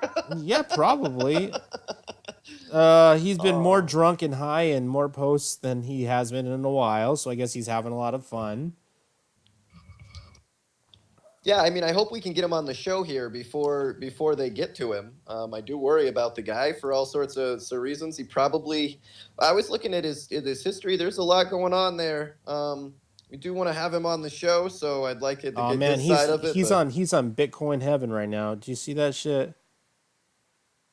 Oh, now it's, I saw the. now it's Yeah. it's going down. It's tanking, but Yeah, I mean, Bitcoin goes up and down. I mean, It was a- is it was a on a 13 definite tear. He's on the top 10 list of like people, like rich people that get away with murder. he did get away with it. Well, and I had assumed that these murders were done like in the U.S. This was like over 3 countries and 3 separate people. I really, and I don't think he's going to come on the show if we stress him out too much about the murders. But I also think that he's probably smart enough to realize, look, that's the narrative. You want to come in and refute it, feel free, right? We want to hear your side of the story, however that plays out. But yeah, that's all pretty damning stuff, and for pretty horrible reason. I remember he was on a live stream and he was justifying why he was drinking heavily. He said, if the CIA was coming after you, you would be drinking as heavily as I have.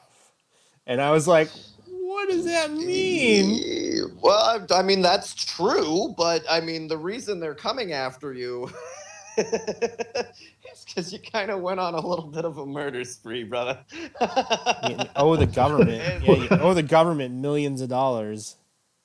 Well, it goes back to his heavy drinking, doesn't it? I mean, that's I mean, like what else is there to do to get fucking smashed at that point? So, I mean, the heavy drinking isn't what I really want to find out about. And I mean, I really want to let's hear your side of the story. Like, how did this come out? Were you telling us that the murder part of it is fictitious, is made up? I mean, I want to hear the real story. So, we get on here and joke because the world is hilarious, right? John McAfee's hilarious.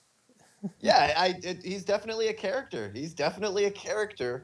Probably a little bit of an evil character, but definitely a character. well, I mean, it's pretty obvious he blacked out while he was drunk, and then something happened. Next thing he knows, there's a dead body sitting there. Yeah. Again, why did it happen again? Shit. I have been extremely inebriated before. I have managed to keep from murdering anybody. Ola Bini was released from jail in Ecuador. Anybody else following that? I heard the name, but I've not really. Well, yeah, I mean, there's a lot of people. Yeah, just give them the lowdown. Well, he's Julian Assange's programmer and personal friend. Yeah. Yeah, he was released a few days ago. He is actually still being charged, I think, but they plead habeas corpus. Is right. That was actually they actually listened to it. He had like the right to a lawyer, and yeah, he was released, but they are still charging him, I think. So. If I were him, I would leave the country and go back to Switzerland. Well, I mean, it depends. Yeah, I mean, it depends that it depends on what his. I mean, obviously, his release depends on him not being a flight risk. He's a Swiss citizen, right?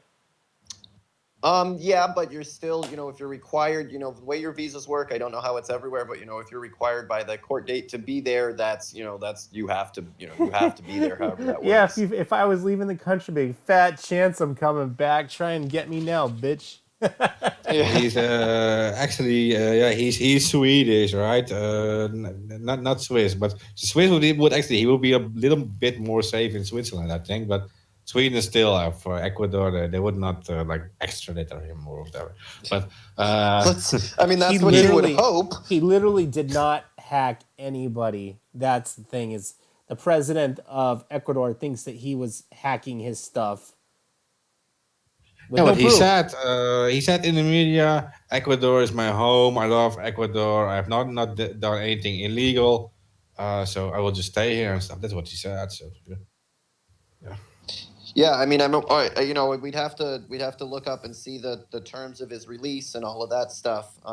Give us some time to get all of that. But yeah, I don't know what the terms are for his release on whether he would have to stay, or whether he would be able to go back to his home country. That's really up to how the courts, how the courts put it. Normally, the flight risk is what they use to hold you. So, either they believe that you have, the ability to come back, or that, they say just, you have to stay here until after your court is done. And that, that might entail, some electronic monitoring or something like that. Yeah, but the charges they have him on are pretty much false. Sudan is in a complete internet blackout, along with Mauritania and parts of Ethiopia. So, yeah, it looks like they caught on to the move of information. We were saying we were using the borders, were really the only places that were getting out. Yeah. And now it's just extended that range. So, I mean, the people that are trying to get information out are having to go an extra, 100 miles into the countries to be able to get anything broadcast. The information that we have sent, there's, a 3-day delay for it to get across the world, unfortunately, on USB. What else? The Chinese hacked major telecom companies this week using some flaw in cellular communication relay towers. So they managed to get whatever access they wanted to, anything from the text messages to phone calls, for quite a while before anybody found out what they were doing. Yeah, they were spying on us. Yeah. I think they're probably extremely disappointed in our text messages. Yeah. 1 million text messages. What did you find out? Man, Americans love to send dick pics. It was literally all dick pics. Raspberry Pi 4 came out this week. Get your hands on one if you can. Yes. You were very impressed by it, right? It had oh yeah, yeah. I mean, literally, like for $55 for the big boy for the 4Gs with the 4-core 1.6 ARM processor.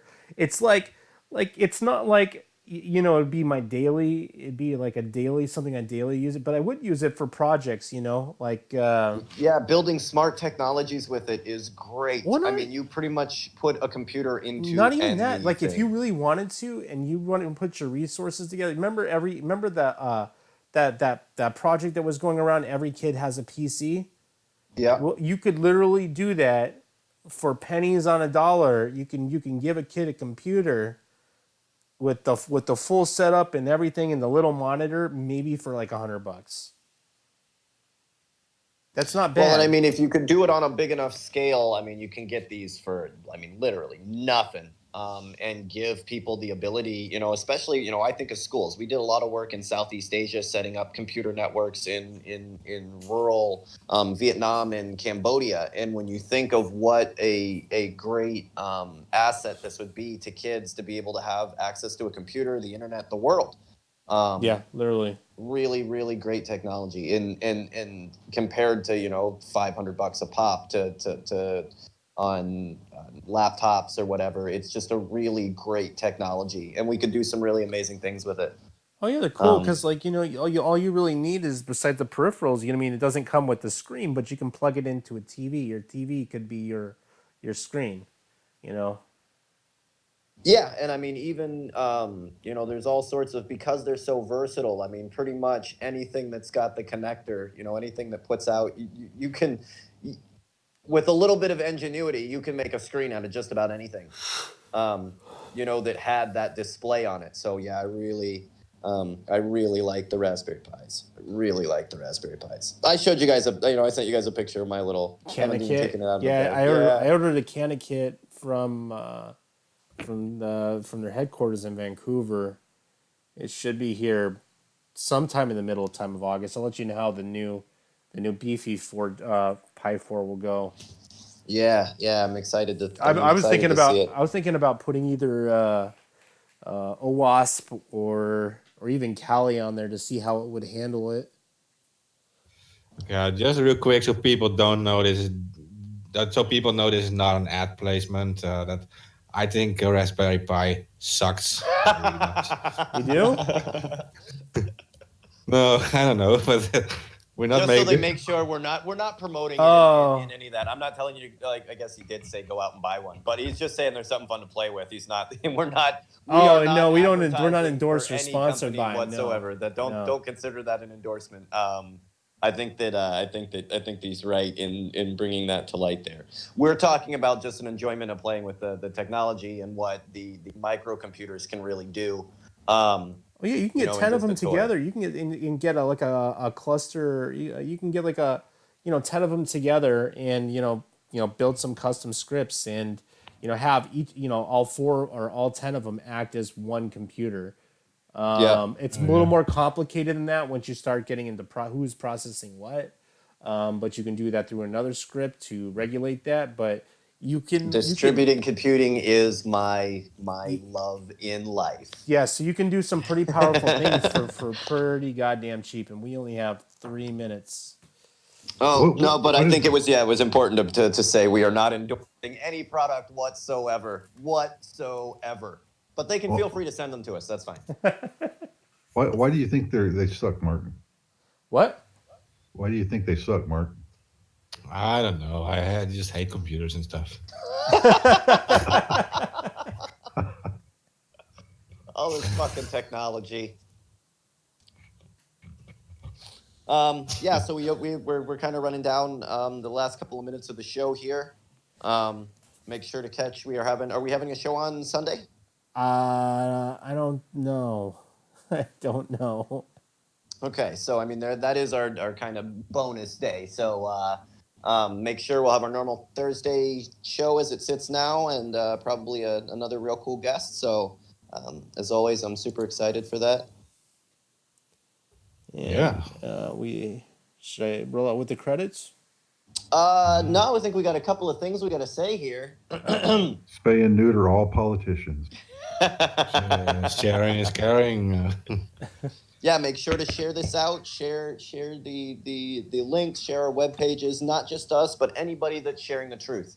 Whether you agree with their politics or whatever. What's important is we get the truth out to the people. So make sure to support the cause. Make sure to share the truth. And it's my birthday, so thanks for all the birthday wishes. Oh, happy birthday! Woo! All right, and now roll out with the credits. The Raspberry Pi supports child trafficking. I'm down with that. I hereby declare this to be an unlawful assembly.